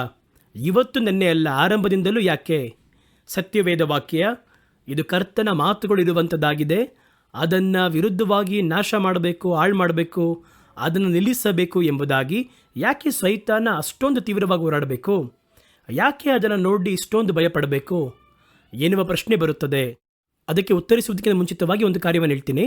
ಒಮ್ಮೆ ಒಂದು ಸುವಾರ್ತಿಕರು ಅವರು ಹೋಗಿ ಒಂದು ಟ್ರ್ಯಾಕ್ಸ್ ಕೊಡ್ತಾಯಿದ್ರು. ಟ್ರ್ಯಾಕ್ಸ್ ಕೊಡ್ತಾ ಇದ್ದಂಥ ಸಂದರ್ಭದಲ್ಲಿ ಒಂದು ತೀವ್ರ ಧರ್ಮಕ್ಕೆ ಸೇರಿದವರು ಬಂದು ಅವರೊಂದಿಗೆ ಯುದ್ಧವನ್ನು ಮಾಡಿ ಈ ಟ್ರ್ಯಾಕ್ಸನ್ನು ಕೊಡಬಾರ್ದು ಎಂಬುದಾಗಿ ಯುದ್ಧವನ್ನು ಮಾಡಿ ಜಗಳ ಆಡಿ ಬೆಂಕಿಯಲ್ಲಿ ಹಾಕಿದನ್ನು ಕೊಡಬಾರ್ದು ಜನಗಳಿಗೆ ಅಂತ ಅವ್ರು ಕೇಳಿದರು. ಆಗ ಒಬ್ಬ ವಯಸ್ಸಾಗಿರುವಂತಹ ಸೇವಕರು ಅವ್ರು ಕೇಳಿದರು, ಇಷ್ಟು ಮಂದಿ ಬಂದು ಈ ಚಿಕ್ಕ ಪೇಪರನ್ನು ನೋಡಿ ಯಾಕೆ ಇಷ್ಟೊಂದು ಭಯಪಡ್ತೀರಿ ಅಂತ ಕೇಳಿದರು. ಈ ಪೇಪರ್ ಹೋಗಿ ನಿಮ್ಮ ಜನಗಳನ್ನು ಮಾರ್ಪಡಿಸುತ್ತದೆ ಅಂದರೆ ಯಾಕೆ ನಿಮ್ಮ ಜನಗಳನ್ನು ಮಾರದ ಹಾಗೆ ಒಂದು ಪೇಪರನ್ನು ನೀವು ತಯಾರಿಸಬಾರ್ದು ಅಂತ ಕೇಳಿದರು. ಈ ಚಿಕ್ಕ ಪೇಪರು ನಿಮ್ಮ ಊರೊಳಗೆ ತಂದು ಕೊಡುವುದಾದರೆ ಆ ಊರೇ ಇದನ್ನು ಮಾರ್ಪಡಿಸುತ್ತೆ ಅಂತ ನೀವು ಭಯಪಡ್ತೀರಾ. ಹಾಗಾಗಿ ಈ ಒಂದು ಪೇಪರ್ಗೆ ಯಾಕೆ ನೀವು ಇಷ್ಟೊಂದು ಭಯಪಡ್ತೀರಿ ಅಂತ ಕೇಳಿದರು. ನಿಜ, ಅದುವೇ ಸೈತಾನನು ನಾವು ನೋಡಿ ಸಾಧಾರಣ ಬೈಬಲ್ ಎಂಬುದಾಗಿ ನೋಡುತ್ತೇವೆ. ಕೆಲವೊಂದು ಕಡೆ ಲೆಫ್ಟ್ ಹ್ಯಾಂಡಲ್ಲಿ ತೊಗೊಂಬಂದು ಹಾಕ್ತೀವಿ, ಒಂದು ಟೇಬಲಲ್ಲಿ ಇಡ್ತೀವಿ, ಅಥವಾ ಪಕ್ಕದಲ್ಲಿ ಎಲ್ಲಾದರೂ ಬಂದು ಚರ್ಚ್ಗೆ ಹೋಗೋ ಸಂದರ್ಭದಲ್ಲಿ ಹೋಗಿ ಹುಡುಕ್ತೀವಿ. ಇದರ ಮೌಲ್ಯ ಗೊತ್ತಿಲ್ಲ ನಮಗೆ. ಆದರೆ ಸೈತಾನ ಯಾಕೆ ಇದನ್ನು ಕಂಡು ಇಷ್ಟೊಂದು ಭಯಪಡಬೇಕು, ಇದನ್ನು ಹೇಗಾದರೂ ತೆಗೆಯಬೇಕು ಅಂತ ಯಾಕೆ ಯೋಚನೆ ಮಾಡಬೇಕು? ಆ ಸೇವಕರು ಕೇಳಿದ್ದು ನ್ಯಾಯವಲ್ಲವೇ? ಒಂದು ಪೇಪರ್ ನೋಡಿ ನೀವು ಯಾಕಪ್ಪ ಭಯಪಡ್ತೀರಾ? ಈ ಪೇಪರ್ ಹೋಗಿ ನಿಮ್ಮ ಊರಲ್ಲಿರುವವರ ಜೀವನವನ್ನು ಮಾರ್ಪಡಿಸುತ್ತಾ? ಅವರು ಇಲ್ಲಿಯವರೆಗೂ ಕಾಲಾನುಕಾಲವಾಗಿ ಹಿಂಬಾಲಿಸಿ ಬಂದಂತಹ ಧರ್ಮದ ನಂಬಿಕೆಯನ್ನು ಮಾರ್ಪಡಿಸುತ್ತಾ? ಆ ರೀತಿಯಾಗಿ ಮಾರ್ಪಡಿಸುತ್ತೆ ಅಂದರೆ ನೀವು ಹಿಂಬಾಲಿಸುವಂತಹ ಧರ್ಮ ನಂಬಿಕೆ ಇದೆಯಲ್ಲ, ಅದು ಒಂದು ಪೇಪರಲ್ಲಿ ಮುದ್ರಿಸಿರಿ, ನೀವು ತೆಗೆದುಕೊಂಡು ಬಂದು ಕೊಡ್ರಿ, ನಮಗೆ ಕೂಡ ಕೊಡ್ರಿ, ಚರ್ಚ್ ಒಳಗೆ ಬಂದು ಕೊಡ್ರಿ. ನಾವು ಭಯಪಡುವುದಿಲ್ಲ. ಅದು ನಿಜವೇ. ನಾನು ಇಸ್ರೇಲ್ ದೇಶಕ್ಕೆ ಹೋಗಬೇಕಾದ್ರೆ, ಇನ್ನು ಕೆಲವೊಂದು ದೇಶಗಳಿಗೆ ಹೋಗಬೇಕಾದ್ರೆ, ಬೇರೆ ಧರ್ಮಕ್ಕೆ ಸೇರಿದವರು ಇಸ್ರೇಲಲ್ಲಿ ನೋಡೋದಾದರೆ ಬಹಳ ಮಂದಿ ಬೇರೆ ಧರ್ಮದವರು ಸೇರಿದವರು ಆ ರಸ್ತೆ ಬದಿಯಲ್ಲಿ ನಿಂತು ಬರುವವರಿಗೆ ತಮ್ಮ ಧರ್ಮದ ಪ್ರಚಾರವನ್ನು, ಆ ಪ್ರಚಾರಗಳನ್ನು ಕೊಡ್ತಾರೆ. ನಾನು ಯಾರ ಬಳಿಯಲ್ಲೂ ಹರ್ಟ್ ಮಾಡುವುದಿಲ್ಲ, ನಾವು ಅದು ತೆಗೆದುಕೊಳ್ಳುವುದಿಲ್ಲ ಅಂತ ಹೇಳೋದಿಲ್ಲ. ಕೊಟ್ಟರೆ ಪ್ರೀತಿಯಿಂದ ಸ್ವೀಕರಿಸಿಕೊಳ್ಳುವುದು. ಅವರು ಕೊಡುವುದು ಸರಿಯಾ ತಪ್ಪ ಎನ್ನುವುದು ಬೇರೆ. ನಮ್ಮ ಮೇಲೆ ಅವರು ಒಂದು ಅಕ್ಕರಿಯನ್ನಿಟ್ಟೆ ನಮಗೆ ಗೊತ್ತಿರುವುದು ಅವನಿಗೆ ಗೊತ್ತಾಗಬೇಕು ಅಂತ ಕೊಡ್ತಾ ಇರ್ತಾನೆ. ಅವರ ಭಾವನೆಗಳನ್ನು ಧಕ್ಕೆಪಡಿಸಬಾರದು ಎಂಬುದಾಗಿ ಹಲವು ಪುಸ್ತಕವನ್ನು ಪಡೆದಿದ್ದೇನೆ, ಕೊಟ್ಟಿದ್ದಾರೆ ನನ್ನ ಬಳಿ. ಇದು ಬಂದು ನಮ್ಮ ಧರ್ಮ ಗ್ರಂಥ, ನಮ್ಮ ಒಂದು ನಂಬಿಕೆ, ಇದನ್ನು ಪಡೆದುಕೊಳ್ಳಬೇಕು, ಓದ್ ನೋಡಿ ಎಂಬುದಾಗಿ ಸರಿ ಕೊಡಿ ಅಂತ ಇಸ್ಕೊಂಡಿದ್ದೇನೆ. ಯಾಕೆಂದರೆ ನಮಗೆ ಗೊತ್ತು ಯಾವ ಪುಸ್ತಕ, ಯಾವ ಪತ್ರಿಕೆ, ಯಾವ ಪೇಪರ್ ಕೊಟ್ಟರು ಈ ಸತ್ಯವೇದವನ್ನು ನನ್ನ ಮನಸ್ಸಿಂದ ಯಾರೂ ತೆಗೆಯೋಕ್ಕಾಗಲ್ಲ. ಈ ಸತ್ಯವೇದ ಏನು ಎನ್ನುವುದು ನನಗೆ ಗೊತ್ತು. ಆದ್ದರಿಂದ ಯಾವುದನ್ನು ನೋಡಿ ಭಯಪಡುವ ಅವಶ್ಯವಿಲ್ಲ. ಆದ್ದರಿಂದ ಸೇವಕರು ಕೇಳಿದ್ರು, ಯಾಕಪ್ಪ ಭಯಪಡಬೇಕು? ನಿಮ್ಮ ಅಭಿಪ್ರಾಯವನ್ನು ಇದೇ ರೀತಿಯಾಗಿ ಒಂದು ಪುಸ್ತಕವಾಗಿ ಬರೆದು ನೀವು ತೆಗೆದುಕೊಂಡು ಬಂದುಕೊಡು, ನನ್ನ ಸಭೆಯಲ್ಲಿ ಕೂಡ ತಂದುಕೊಡು, ನಾವು ಇದರ ಕುರಿತಾಗಿ ನಮಗೆ ಭಯ ಇಲ್ಲ. ಹಾಗಾಗಿ ಅವರಿಗೆ ಗೊತ್ತಾಗ್ತಾ ಇದೆ, ಅವರು ಎದುರು ನೋಡುವಂಥದ್ದು, ತಡೆ ಮಾಡುವಂಥದ್ದು ಅದು ಸತ್ಯವೇದಕ್ಕೆ ಸಿಕ್ಕಿರುವಂತಹ ಒಂದು ಬಲಕ್ಕೂ ಶಕ್ತಿಗೂ ಅವರು ಒಪ್ಪಿಕೊಳ್ಳುತ್ತಾರೆ ಎನ್ನುವುದನ್ನೇ ತೋರಿಸುತ್ತದೆ. ಇದು ಬಂದರೆ ನಮ್ಮ ಊರು ಮಾರ್ಪಡುತ್ತೆ, ಜನಗಳು ಮಾರ್ಪಡ್ತಾರೆ. ಹಾಗಾಗಿ ಮಾರ್ಪಡಿಸುವ ಸತ್ಯವೇದವನ್ನು ಯಾಕೆ ಮರೆ ಮಾಡಬೇಕು? ಹಾಗಾಗಿ ಅವರನ್ನು ಮಾರಲು ಬಿಡದಂತೆ ಮಾಡಲು ನಿಮ್ಮ ಪಕ್ಕದಲ್ಲಿ ಬೇರೆ ಯಾವ ವೇದವೂ ಇಲ್ವಾ ಎನ್ನುವ ಪ್ರಶ್ನೆ ನ್ಯಾಯವಾದದ್ದೇ. ಅದೇ ರೀತಿ ಸೈತಾನನು ಅವನು ಮಾಡುವಂತಹ ಪ್ರತಿ ಕ್ರಿಯೆಗಳಲ್ಲಿ ಯೋಚನೆ ಮಾಡಿ ನೋಡೋದಾದರೆ, ಈ ಸತ್ಯವೇದವನ್ನು ಯಾಕೆ ಇಷ್ಟೊಂದು ವಿರೋಧ ಮಾಡಬೇಕು? ಅದು ಅವನ ಮನಸ್ಸಲ್ಲಿರುವಂತಹ ಒಂದು ಭಯವನ್ನು ಸೂಚನೆ ಮಾಡುತ್ತದೆ. ಭಯವೇ ಅದು ಸತ್ಯವೇದದ ಕುರಿತು. ಯಾಕೆ ಸತ್ಯವೇದವನ್ನು ವಿರೋಧ ಮಾಡ್ತಾನೆ? ಯಾಕೆ ಸತ್ಯವೇದವನ್ನು ಕಡೆಯ ಕಾಲದಲ್ಲಿ ಗುರಿ ಮಾಡ್ತಾನೆ?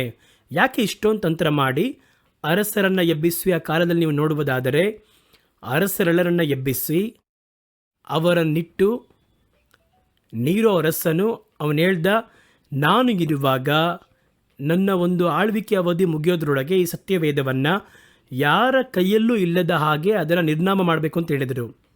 ನೀರು ಅರಸನು ಇವತ್ತಿಲ್ಲ, ಸತ್ಯವೇದವಿದೆ, ಹಲವು ಪಟ್ಟು ಅಧಿಕವಾಗಿ ಬೆಳೆದಿದೆ, ಎಲ್ಲ ಕಾಲವನ್ನು ದಾಟಿಯೇ ಸತ್ಯವೇದ ಬಂದಿದೆ. ಹಾಗಾಗಿ ಹಲವು ಶೋಧನೆ, ಅರಸರನ್ನಿಟ್ಟು ಶೋಧನೆ. ಹೋದ್ವಾರ ನಿಮಗೆ ಹೇಳಿದೆ, ಇಂಗ್ಲೆಂಡ್ ದೇಶದಲ್ಲಿ ಅಲ್ಲಿ ರಕ್ತ ಮೇರಿ ಒಂದು ತಾಯಿ ಅವರ ರಾಣಿಯಾಗಿ ಇದ್ದಳು. ಆಕೆ ಕ್ರೈಸ್ತರನ್ನು ಹಿಡಿದು ಹಿಂಸೆಪಡಿಸಿ ಸತ್ಯವೇದವನ್ನು ತೆಗೆದರು, ಸತ್ಯವೇದವನ್ನು ಬೆಂಕಿಯಲ್ಲಿ ಹಾಕಿ ಸುಟ್ಟರು. ಇವತ್ತು ಆ ರಾಣಿ ಇಲ್ಲ, ಸತ್ಯವೇದವಿದೆ. ಹಾಗಾಗಿ ಯಾಕೆ ಇದಕ್ಕೆ ಸೈತಾನ ಇಷ್ಟೊಂದು ಭಯಪಡಬೇಕು, ಇಷ್ಟೊಂದು ತೀವ್ರತೆ ತೋರಿಸಬೇಕು ಅಂತ ಯೋಚನೆ ಮಾಡಿದ್ರೆ, ಒಂದು ಕಾರ್ಯವನ್ನು ನೀವು ಚೆನ್ನಾಗಿ ಅರ್ಥ ಮಾಡ್ಕೋಬೇಕು. ಈ ಭೂಮಿ ಇದೆ ನೋಡಿ, ಈ ಭೂಮಿಯು ಪರಿಪೂರ್ಣವಾಗಿ ಕರ್ತನ ವಾಕ್ಯದಿಂದ ಉಂಟು ಮಾಡಲ್ಪಟ್ಟಿರುವಂಥದ್ದು. ಕರ್ತನು ತಮ್ಮ ಬಾಯ ಮಾತಿನಿಂದ ಈ ಲೋಕವನ್ನು ಉಂಟು ಮಾಡಿದರು. ಅವರು ಉಂಟಾಗಲಿ ಎಂಬುದಾಗಿ ಹೇಳಿದರು, ಲೋಕ ಉಂಟಾಯಿತು. ಅದೇ ಸತ್ಯವೇದ ಹೇಳುವುದು. ಅವರ ಬಾಯ ಮಾತಿನಿಂದಲೇ ಈ ಸತ್ಯವೇದ ಉಂಟಾಗಿದೆ, ಅಖಿಲ ಬ್ರಹ್ಮಾಂಡವು ಉಂಟಾಗಿದೆ. ಹಾಗಾಗಿ ಇದು ಬೇರೆ ವರ್ಷನ್ನಲ್ಲಿ ಹೇಳಬೇಕು ಅಂದರೆ, ಈ ಲೋಕದ ಆ ಮಾಲಿಕ್ಯೂಲ್ಸ್ ಎಂಬುದಾಗಿ ಹೇಳ್ತಾರೆ ನೋಡಿ, ಆ ಒಂದು ಮೂಲ ಕಾರ್ಯಗಳು ಪರಿಪೂರ್ಣವಾಗಿ ದೇವರ ಮಾತಿನಿಂದ ಉಂಟಾಗಿರುವಂಥದ್ದು. ಆ ಒಂದು ಮಾತೆ ಅದನ್ನು ಉಂಟು ಮಾಡಿದೆ. ಮನುಷ್ಯನಿಗೆ ನೀವು ನೋಡುವುದಾದರೆ, ಮನುಷ್ಯನ ಶರೀರವನ್ನು ಉಂಟು ಮಾಡುವುದಕ್ಕೆ ಮೂಲಗಳು ಉಂಟು. ಅದನ್ನು DNA ಎಂಬುದಾಗಿ ಹೇಳ್ತಾರೆ. ಅವೆಲ್ಲವೂ ಒಂದಾಗಿ ಸೇರಿರುವ ಸೆಲ್ಗಳೆಲ್ಲ ಒಂದು ಸೇರಿಯೇ ಒಂದು ಇಮೇಜ್, ಒಂದು ರೂಪವನ್ನು ಮನುಷ್ಯರಿಗೆ ಉಂಟು ಮಾಡುತ್ತದೆ. ಅವೆಲ್ಲವನ್ನು ಸಂಶೋಧನೆ ಮಾಡಿ ನೋಡಿದಾಗ ವಿಜ್ಞಾನಿಗಳು ಏನು ಕಂಡುಹಿಡಿದರಂದರೆ, ಮನುಷ್ಯನ ಶರೀರದಲ್ಲಿರುವಂತಹ ಎಲ್ಲವೂ ಕೂಡ ಸಿಲಿಕಾನ್ ಎನ್ನುವಂತಹ ಮಣ್ಣಿನ ಬಗೆಗೆ ಸೇರಿದಂತಹ ಮಾಲಿಕ್ಯೂಲ್ಸ್. ಸತ್ಯವೇದ ಇವರು ಸಂಶೋಧನೆ ಮಾಡಿ ಕಂಡುಹಿಡಿಯುವುದಕ್ಕಿಂತ ಮುಂಚಿತವಾಗಿ ಸತ್ಯವೇದ ಹೇಳುತ್ತದೆ, ಮನುಷ್ಯನನ್ನು ದೇವರು ಮಣ್ಣಿನಿಂದ ಉಂಟು ಮಾಡಿದರು. ಶರೀರದಲ್ಲಿರುವಂತಹ ಎಲ್ಲವನ್ನ ತೆಗೆದು ನೋಡ್ರಿ ನೀವು, ಅದರ ಮೂಲಗಳು ಪರಿಪೂರ್ಣವಾಗಿ ಮಣ್ಣಿಂದ ಹುಟ್ಟಿತು. ಮಣ್ಣಿಗೆ ಸ್ವಂತವಾದದ್ದು, ಮಣ್ಣೊಂದಿಗೆ ಅದು ಸಂಪರ್ಕದಲ್ಲಿದ್ದದ್ದೇ ನಮ್ಮ ಶರೀರವಾಗಿದೆ. ಅದನ್ನೇ ಸತ್ಯವೇದ ಹೇಳುತ್ತದೆ. ನಮ್ಮ ರೂಪ ಯಾವುದೆಂಬುದಾಗಿ ಹೊರಟಿದ್ದಾರೆ, ನಮ್ಮನ್ನು ಮಣ್ಣೆಂಬುದಾಗಿ ನೆನಪು ಮಾಡಿಕೊಳ್ಳುತ್ತಾರೆ. ಹಾಗಾಗಿ ನಮ್ಮ ಶರೀರ ಪೂರ್ತಿಯಾಗಿ ಮಣ್ಣೆ, ಮನುಷ್ಯನು ಮಣ್ಣಾಗಿದ್ದಾನೆ, ಮಣ್ಣಿಗೆ ಹಿಂದಿರುಗುತ್ತಾನೆ ಎಂಬುದಾಗಿ ಸತ್ಯವೇದ ನಮಗೆ ಎಚ್ಚರಿಸಿ ಹೇಳುತ್ತದೆ.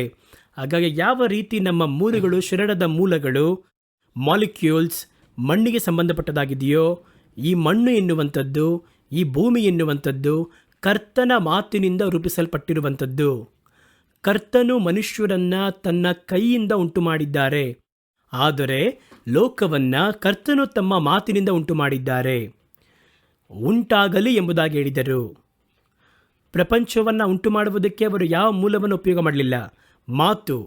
ಹಾಗಾಗಿ ಈ ಮಾತಿನಲ್ಲಿಯೇ ಇದು ಉಂಟು ಮಾಡಲ್ಪಟ್ಟಿದೆ.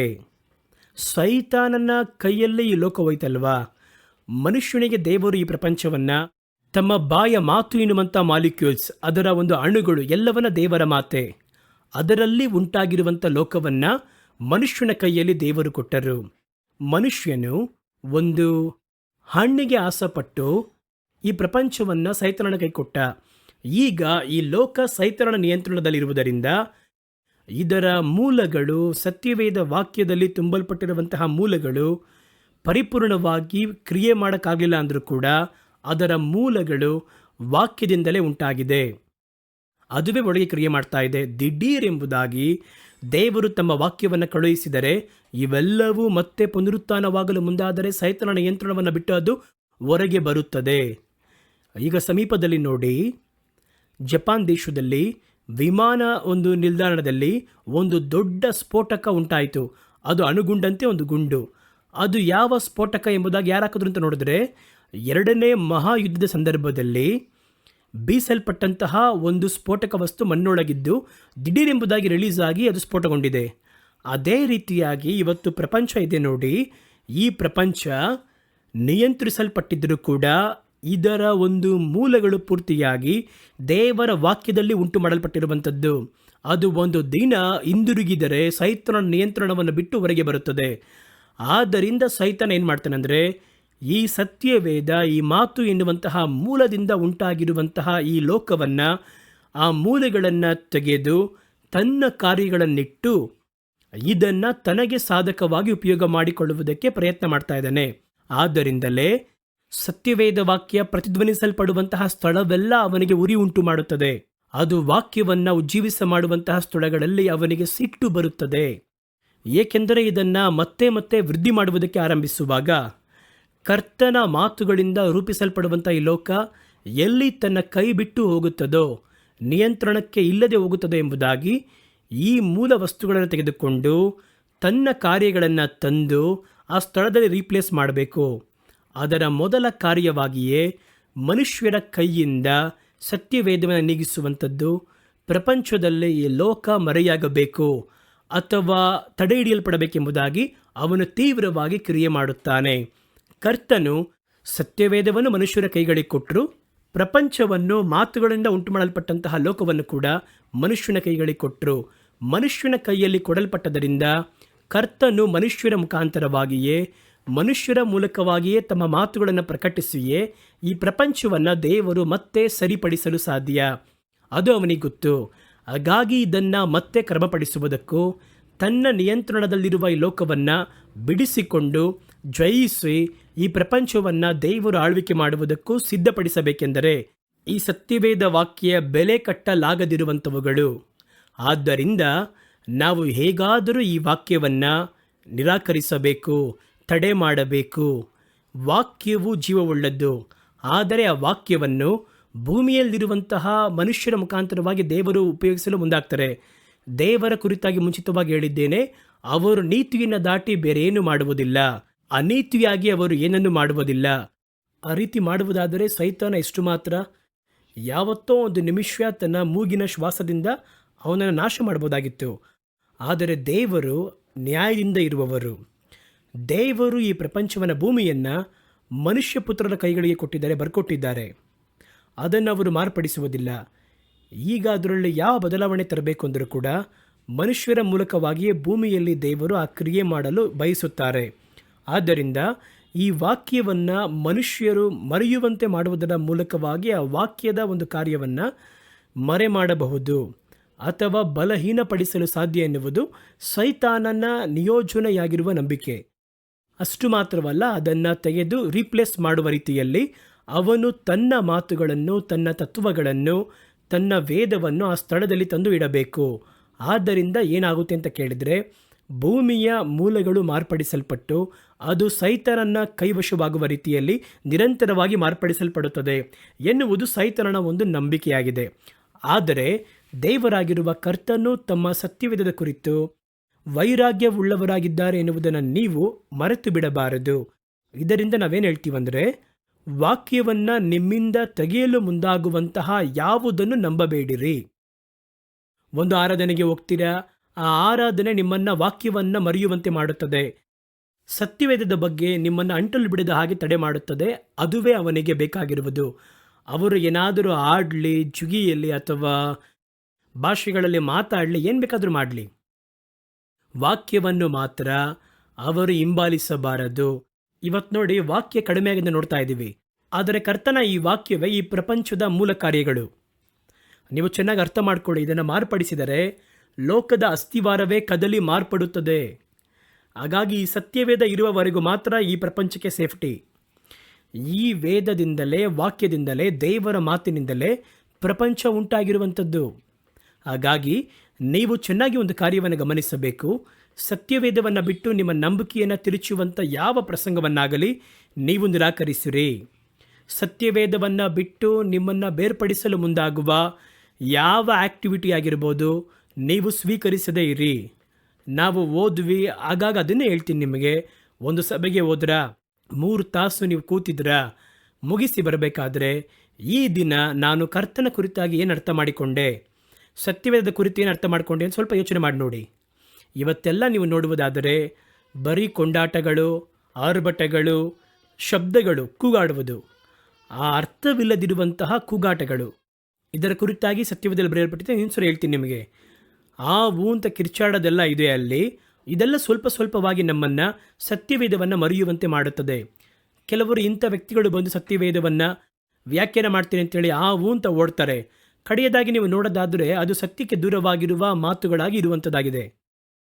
ಇನ್ನು ಕೆಲವರು ಇರ್ತಾರೆ, ಚೆನ್ನಾಗಿ ಪ್ರಸಂಗ ಮಾಡೋಕ್ಕೆ ಸಾಧ್ಯ, ಆದರೆ ಸಮೀಪ ಕಾಲದಲ್ಲಿ ನೋಡೋದಾದರೆ ಅವರು ಮಾರ್ಪಟ್ಟು ಬೇಡದಿರುವಂತಹ ಕಾರ್ಯಗಳನ್ನು ಮಾತಾಡಲು ಮುಂದಾಗುವುದನ್ನು ನೋಡ್ತೀವಿ. ಇವೆಲ್ಲ ಏನು ಅಂದರೆ ಸತ್ಯವೇದವನ್ನು ಬಿಟ್ಟು ನಿಮ್ಮನ್ನು ದೆಸೆ ತಿರುಗಿಸುವಂಥ ಕಾರ್ಯ. ಇನ್ನು ಕೆಲವರನ್ನು ನೋಡಿ, ಆ ಸೇವಕರು ಹಿಂಗೆ ಮಾಡ್ತಾರೆ, ಈ ಸೇವಕರು ಆ ರೀತಿಯಾಗಿ ECRನಲ್ಲಿ ಒಂದು ದೊಡ್ಡ ಬಂಗ್ಲೆ ಪಡೆದಿದ್ದಾರೆ, ಈ ಸೇವಕರ ಬ್ಯಾಂಕಲ್ಲಿ ಇಷ್ಟೊಂದು ಹಣ ಇದೆ, ಈ ರೀತಿ ಹೇಳಬೇಕಾದ್ರೆ ಆ ಕಾರ್ಯಕ್ರಮಗಳನ್ನು ನೋಡುವುದಕ್ಕೆ ಹಲವು ಸಾವಿರ ಮಂದಿ ನಾನು ನೀನು ಅಂತ ನೋಡ್ತಾರೆ.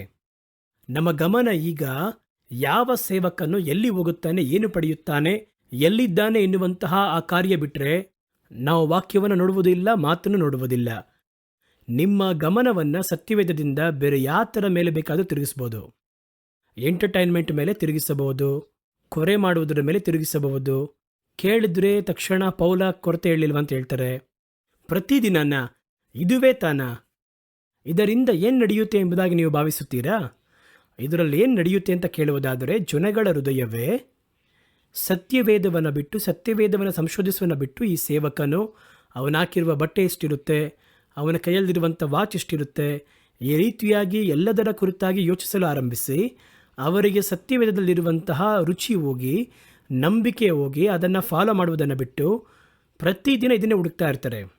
ಯೂಟ್ಯೂಬ್ನಲ್ಲಿ ನಾನು ಅಧಿಕವಾಗಿ ನೋಡುವುದಿಲ್ಲ. ಯೂಟ್ಯೂಬ್ನಲ್ಲಿ ನೀವು ಹೋಗಿ ನೋಡ್ರಿ, ಕೆಲವು ಸ್ನೇಹಿತರು ಏನಾದರೂ ವ್ಯತ್ಯಾಸವಾಗಿ ಮಾತಾಡಿದ್ರೆ ಒಂದೆರಡು ಕಳಿಸ್ಕೊಡ್ತಾರೆ ಅಷ್ಟೇ.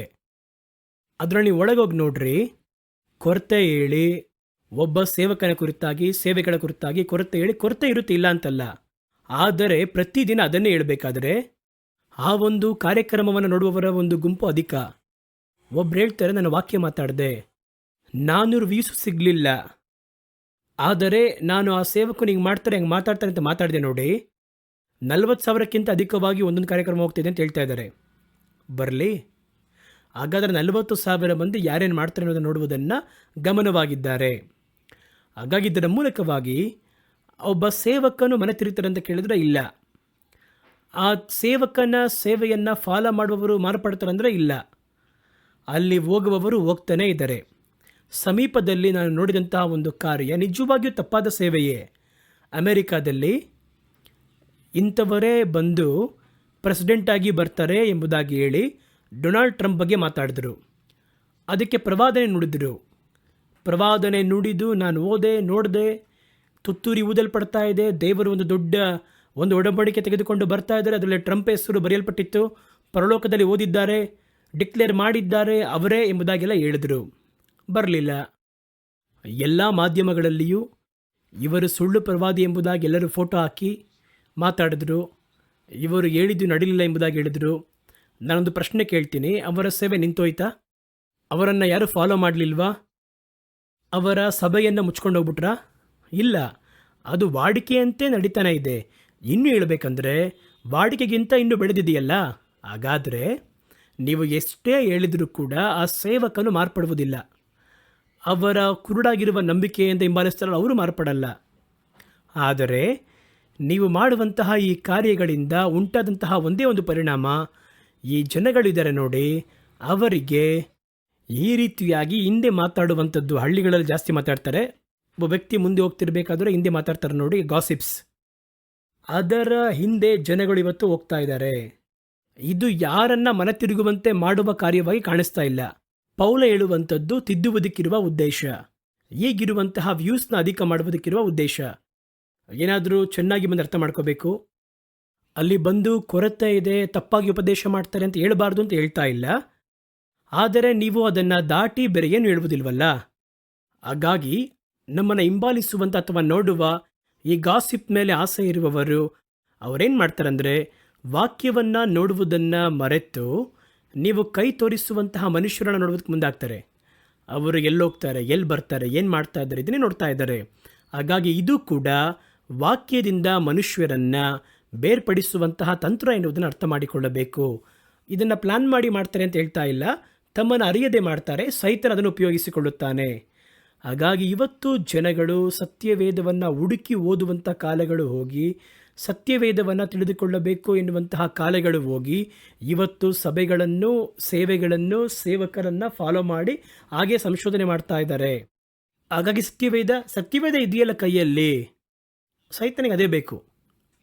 ಸತ್ಯವೇದ ಬಲಹೀನವಾಗಿ ಸತ್ಯವೇದದ ಕ್ರಿಯೆಗಳು ನಿಲ್ಲಿಸಲ್ಪಟ್ಟರೆ ಲೋಕದಲ್ಲಿ ನೀವು ದೊಡ್ಡ ದೊಡ್ಡ ಭಯಂಕರತೆಯನ್ನು ನೋಡಬೇಕಾಗುತ್ತೆ. ಲೋಕದ ಅಸ್ತಿವಾರವು ಸತ್ಯವೇದ ವಾಕ್ಯವೇ, ಕರ್ತನ ಮಾತೆ. ಆದಿಯಲ್ಲಿ ವಾಕ್ಯವಿತ್ತು, ಆ ವಾಕ್ಯ ದೇವರ ಬಳಿಯಲ್ಲಿತ್ತು, ಆ ವಾಕ್ಯವೇ ದೇವರಾಗಿತ್ತು. ಅವರೇ ಈ ಪ್ರಪಂಚವನ್ನು ಆದಿ ವಾಕ್ಯವೇ ಉಂಟು ಮಾಡಿತು. ಯಾತ್ರೆಯಿಂದ ಉಂಟು ಮಾಡಿತು ಅಂತ ಕೇಳಿದರೆ ಮಾತಿನಿಂದ ಉಂಟು ಮಾಡಿತು. ಹಾಗಾಗಿ ಇದರ ಮೂಲ ಪೂರ್ತಿಯಾಗಿ ವಾಕ್ಯದಲ್ಲಿದೆ. ಹಾಗಾಗಿ ಇದನ್ನು ಬಲಹೀನಪಡಿಸಬೇಕು. ತನ್ನ ಮಾತುಗಳ ಮೂಲಕವಾಗಿ ಆ ಸ್ಥಳವನ್ನು ಏನಾದರೂ ಮಾಡಿ ತುಂಬಿಸಬೇಕು. ಆಗ ಈ ಪ್ರಪಂಚವನ್ನು ಪರಿಪೂರ್ಣವಾಗಿ ತನ್ನ ಕೈ ಕಡೆಗೆ ತರಬೇಕೆನ್ನುವುದು ಸೈತನ ಒಂದು ಉದ್ದೇಶ. ಮೊದಲು ಅಲ್ಲಿ ಒಳಗೆ ಮುದ್ರಿಸಲ್ಪಟ್ಟದ್ದನ್ನು ತೆಗೆದು ಅವನು ತನ್ನ ಕಾರ್ಯವನ್ನು ಇಟ್ಟು ಅವನು ಜೋಡಣೆ ಮಾಡಿ ಲೋಕವನ್ನು ಓಡಿಸುವಂತೆ ಮಾಡಬೇಕಂತ ಅವನ ತಂತ್ರ ಅದು. ಹಾಗಾಗಿ ಸತ್ಯವೇದವನ್ನು ಯಾರು ಉಪಯೋಗ ಮಾಡ್ತಾರೆ ಅಂತ ನೋಡಬೇಕು. ಇದು ಲೋಕಕ್ಕೆ ಕೊಡಲ್ಪಟ್ಟಂತಹ ಒಂದು ಕಾರ್ಯವೇ. ಆದರೆ ಈ ಸತ್ಯವೇದವನ್ನು ಯಾರು ಉಪಯೋಗಿಸುತ್ತಾರೆ? ಇವತ್ತು ಕ್ರೈಸ್ತರು ಉಪಯೋಗಿಸುತ್ತಿದ್ದಾರೆ. ಇಸ್ರೇಲರಲ್ಲಿ ಯಹೂದ್ಯರು ಕೆಲವರು ಅದನ್ನು ಉಪಯೋಗ ಮಾಡ್ತಾರೆ, ಸತ್ಯವೇದ ಪುಸ್ತಕವನ್ನು. ಹಾಗಾಗಿ ಇವರನ್ನು ಟಾರ್ಗೆಟ್ ಮಾಡುವುದರ ಮೂಲಕ ಈ ಸತ್ಯವೇದವನ್ನು ಹೇಗಾದರೂ ಬಲಹೀನಪಡಿಸಬೇಕು ಎನ್ನುವಂಥದ್ದು ಸೈತಾನನ ಕುತಂತ್ರಗಳಲ್ಲಿ ಒಂದು ಎನ್ನುವುದನ್ನು ಅರ್ಥ ಮಾಡಿಕೊಳ್ಳಬೇಕು. ಹಾಗಾಗಿ ಸೈತಾನನು ಸತ್ಯವೇದವನ್ನು ಗುರಿ ಇಡ್ತಾ ಇದ್ದಾನೆ. ಸತ್ಯವೇದವನ್ನು ಗುರಿ ಇಟ್ಟು ಹೇಗಾದರೂ ಇದನ್ನು ನಾವು ಏನೂ ಇಲ್ಲದಂತೆ ಮಾಡಬೇಕು ಎಂಬುದಾಗಿ ಅವನು ತೀವ್ರತೆ ತೋರಿಸುತ್ತಿದ್ದಾನೆ. ಹಾಗಾಗಿ ಬಹಳ ಗಮನವಾಗಿ ಈ ಸತ್ಯವೇದಕ್ಕಾಗಿ ಸತ್ಯವೇದವನ್ನು ಬಿಟ್ಟು ದೂರ ಸರಿಬಾರದು. ನೀವು ಸತ್ಯವೇದವನ್ನು ಹುಡುಕಬೇಕು, ಸತ್ಯವೇದದ ಕಡೆಗೆ ಹಿಂದಿರುಗಬೇಕು. ಇವತ್ತು ಸತ್ಯವೇದವನ್ನು ಓದುವವರನ್ನು ನೋಡುವುದು ಬಹಳ ಕಡಿಮೆ. ಸತ್ಯವೇದವನ್ನು ಮಾತಾಡುವಂತಹ ಸೇವಕರನ್ನು ನೋಡುವುದು ಬಹಳ ಕಡಿಮೆ. ನಾವು ಬಹಳ ನೋಡ್ತಾ ಇದ್ದೀವಿ, ಸತ್ಯವೇದವನ್ನು ಮಾತಾಡುವವರು, ಮಾತುಗಳನ್ನು ಮಾತಾಡುವವರನ್ನು ನೋಡುವುದು ಬಹಳ ಕಡಿಮೆ. ಹಾಗಾಗಿ ಸೈತಾನನು ಈ ಸತ್ಯವೇದವನ್ನು, ವೇದ ವಾಕ್ಯವನ್ನು ಗುರಿ ಇಟ್ಟು ಅವನು ಕ್ರಿಯೆ ಮಾಡ್ತಾ ಇದ್ದಾನೆ. ಕಡೆಯ ಕಾಲದಲ್ಲಿ ಬಾಳುವಂತಹ ಕರ್ತನ ಮಕ್ಕಳಿಗೆ ಈ ಸತ್ಯವೇದ ಅವಶ್ಯ. ಹಾಗಾಗಿ ಈ ಸತ್ಯವೇದವನ್ನು ಮರೆ ಮಾಡಿದರೆ, ಸತ್ಯವೇದವನ್ನು ನಮ್ಮ ಕೈಯಿಂದ ಕಿತ್ತುಕೊಂಡರೆ, ಈ ಕಡೆಯ ಕಾಲದಲ್ಲಿ ಬರುವಂತಹ ಕರ್ತನ ಜನಗಳಿದ್ದಾರೆ ನೋಡಿ, ಅವರು ಕರ್ತನನ್ನು ಅರಿಯದೆ ಅವರ ನಂಬಿಕೆಯಿಂದ ದಾರಿ ತಪ್ಪುತ್ತಾರೆ. ಹಾಗಾಗಿ ಕಡೆಯ ಕಾಲದಲ್ಲಿ ಬಾಳುವಂತಹ ಉಪದ್ರವ ಕಾಲ ಎಲ್ಲ ಬರುತ್ತಲ್ವ, ಅದರಲ್ಲಿ ಬಾಳುವಂತಹ ದೇವರ ಮಕ್ಕಳಿಗೆ ಸತ್ಯವೇದ ಮಾತ್ರವೇ ದಾರಿ, ಸತ್ಯವೇದ ಮಾತ್ರವೇ, ಅದನ್ನು ಹಿಡಿದೇ ಅವನು ಬಾಳಬೇಕು. ನೋಡಿರಿ, ಉಪದ್ರವ ಕಾಲದಲ್ಲಿ ಮುಂಚಿತವಾಗಿ ಹೇಳಿದ್ದೇನೆ, ಉಪದ್ರವ ಕಾಲದಲ್ಲಿ ಸಭೆ ಎತ್ತಲ್ಪಟ್ಟ ನಂತರ ಯೇಸು ಕ್ರಿಸ್ತನು ಈ ಭೂಮಿಗೆ ಇಳಿದು ಬರುವಾಗ ಅವರನ್ನು ಎದುರುಗೊಳ್ಳುವಂತಹ ಅಥವಾ ಯೇಸು ಕ್ರಿಸ್ತನನ್ನು ಸ್ವೀಕರಿಸಿಕೊಳ್ಳುವ ಒಂದು ಗುಂಪು ವಿಶ್ವಾಸಿಗಳು ಈ ಲೋಕದಲ್ಲಿರ್ತಾರೆ. ಮತ್ತಾಯನ ಸುವಾರ್ತೆ 24ನೇ ಅಧ್ಯಾಯದಲ್ಲಿ ಹೇಳಲ್ಪಡುತ್ತದೆ, ಅವರು ಮತ್ತೆ ಆಕಾಶದಲ್ಲಿ ಮತ್ತೆ ಬರಬೇಕಾದರೆ ಅವರು ತಮ್ಮ ದೂತರಿಗೆ ಕಟ್ಟಳೆ ಕೊಡುತ್ತಾರೆ. ಅವರು ಭೂಮಿಯ 4 ದಿಕ್ಕುಗಳಿಂದಲೂ ತಮ್ಮಿಂದ ಆರಿಸಲ್ಪಟ್ಟವರನ್ನು ಕೂಡಿಸುತ್ತಾರೆ. ಅದು ಕರ್ತನ 2ನೇ ಬರುವಿಕೆಯಲ್ಲಿ ನಡೆಯುವಂಥ ಒಂದು ಕಾರ್ಯ. ಹಾಗಾಗಿ ಕೂಡಿಸುವಂತಹ ಪರಿಶುದ್ಧವಂತರಿದ್ದಾರೆ ನೋಡಿ, ಇವರು ಆ 7 ವರ್ಷ ಉಪದ್ರವ ಕಾಲವನ್ನು ದಾಟಿ ಬಂದವರು. ಈ 7 ವರ್ಷ ಉಪದ್ರವ ಕಾಲದಲ್ಲಿ ಸಭೆ ಎತ್ತಲ್ಪಟ್ಟ ನಂತರ ಇವರನ್ನು ಕಾಪಾಡುವಂಥದ್ದು ದೇವರ ಸತ್ಯವೇದವೇ. ಏಕೆಂದರೆ ಆ ದಿನಗಳಲ್ಲಿ ಪ್ರಕಟಣೆ ಪ್ರವಾದನೆ ಗ್ರಂಥ 13ನೇ ಅಧ್ಯಾಯ ಹೇಳುತ್ತದೆ, ಅಂತ್ಯಕ್ರಿಸ್ತನ ಮುದ್ರೆಯನ್ನು ಹೊಂದಿದವನಲ್ಲದೆ ಒಬ್ಬನು ಕ್ರಯ ವಿಕ್ರಯ ಮಾಡಕ್ಕೆ ಸಾಧ್ಯವಾಗದಾಗೆ ಸೈತಾನ ಮಾಡ್ತಾನೆ. ಹಾಗಾಗಿ ಒಬ್ಬನು ಮಾರುವುದಿಲ್ಲ, ಕೊಂಡುಕೊಳ್ಳಲಾಗುವುದಿಲ್ಲ. ಹಾಗಾಗಿ 7 ವರ್ಷ ಉಪದ್ರವ ಕಾಲದಲ್ಲಿ ಇರಬೇಕು ಕರ್ತನ ಮಕ್ಕಳು. ಅವನ ಮುದ್ರೆಯನ್ನು ಪಡೆಯದೆ ಯಾವ ರೀತಿ ದೇವರ ಮಕ್ಕಳು ಜೀವಂತವಾಗಿರಲು ಸಾಧ್ಯ? ಹಾಗಾಗಿ ಸತ್ಯವೇದ ವಾಕ್ಯ ಹೇಳುತ್ತದೆ, ಒಂದು ವಾಕ್ಯವನ್ನು ಮನುಷ್ಯನ ರೊಟ್ಟಿಯಿಂದ ಮಾತ್ರವಲ್ಲ, ದೇವರ ಮಾತಿನಿಂದ ಹೊರಡುವಂತಹ ಪ್ರತಿ ಮಾತಿನಿಂದಲೂ ಬದುಕುತ್ತಾನೆ ಎಂಬುದಾಗಿ. ಹಾಗಾಗಿ 7 ವರ್ಷದಲ್ಲಿ ನೋಡೋದಾದರೆ ಕರ್ತನ ಮಾತಿನಿಂದಲೇ ಅವರು ಬದುಕುತ್ತಾರೆ. ಹಾಗಾಗಿ ನಮ್ಮ ಮನಸ್ಸಲ್ಲಿ ಒಂದು ಪ್ರಶ್ನೆ ಬರ್ಬೋದು, ಇವಾಗ ಯಾಕೆ ನಾವು ಆ ರೀತಿ ಜೀವಿಸುವುದಿಲ್ಲ ಎಂಬುದಾಗಿ ಒಂದು ಪ್ರಶ್ನೆ ಬರ್ಬೋದು. ಈಗ ನಮಗೆ ದುಡಿಯಬಹುದು, ಕೆಲಸ ಮಾಡ್ಬೋದು, ವಸ್ತು ಪಡಿಬೋದು, ಏನು ಬೇಕಾದ್ರೂ ಮಾಡ್ಬೋದು. ಈಗ ಅಲ್ಲ, ಯಾವಾಗ ಅವಶ್ಯವಿದೆಯೋ ಆಗ ದೇವರ ಮಹಿಮೆ ಪರಿಪೂರ್ಣವಾಗಿ ಪ್ರಕಟವಾಗುತ್ತೆ. ಯಾವಾಗ ಅವಶ್ಯವಿದೆಯೋ ಆವಾಗಲೇ ಸತ್ಯವೇದ ಹೇಳುತ್ತದೆ, 40 ವರ್ಷಗಳು ಮರುಭೂಮಿಯಲ್ಲಿ ಅವರು ಮುನ್ನಡೆಸಲ್ಪಡಬೇಕಾದ್ರೆ ಪ್ರತಿದಿನ ದೇವರು ಆಕಾಶದಿಂದ ಮನ್ನವನ್ನು ಸುರಿಯುವಂತೆ ಮಾಡಿದರು. ಇವಾಗವರೆಗೂ ಅದು ಸುರಿತಾ ಇದೆ ನೋಡಿ. ಅವರು ವಾಗ್ದಾನ ಮಾಡಲ್ಪಟ್ಟಂತಹ ಕಾನಾನಿನ ಒಳಗೆ ಪ್ರವೇಶ ಮಾಡಿದ ಮರು ದಿವಸದಲ್ಲಿಯೇ ಆಕಾಶದಿಂದ ಮನ್ನಾ ಬೀಳುವುದು ನಿಂತು ಹೋಯಿತು ಅಂತ ವಾಕ್ಯ ಹೇಳುತ್ತೆ. ಏಕೆಂದರೆ ನೀವೇ ಕೆಲಸ ಮಾಡಬೇಕಿನ್ನು ಮುಂದೆ. ಒಂದು ಇಕ್ಕಟ್ಟಾಗಿರುವ ಪರಿಸ್ಥಿತಿಯಲ್ಲಿ ನೀವು ಬರಬೇಕಾದ್ರೆ ಕರ್ತನು ಪ್ರಕೃತಿಯನ್ನು ಮೀರಿ ತಮ್ಮ ಕಾರ್ಯದಲ್ಲಿ ಗಮನಿಸುತ್ತಾರೆ, ಪೋಷಿಸುತ್ತಾರೆ.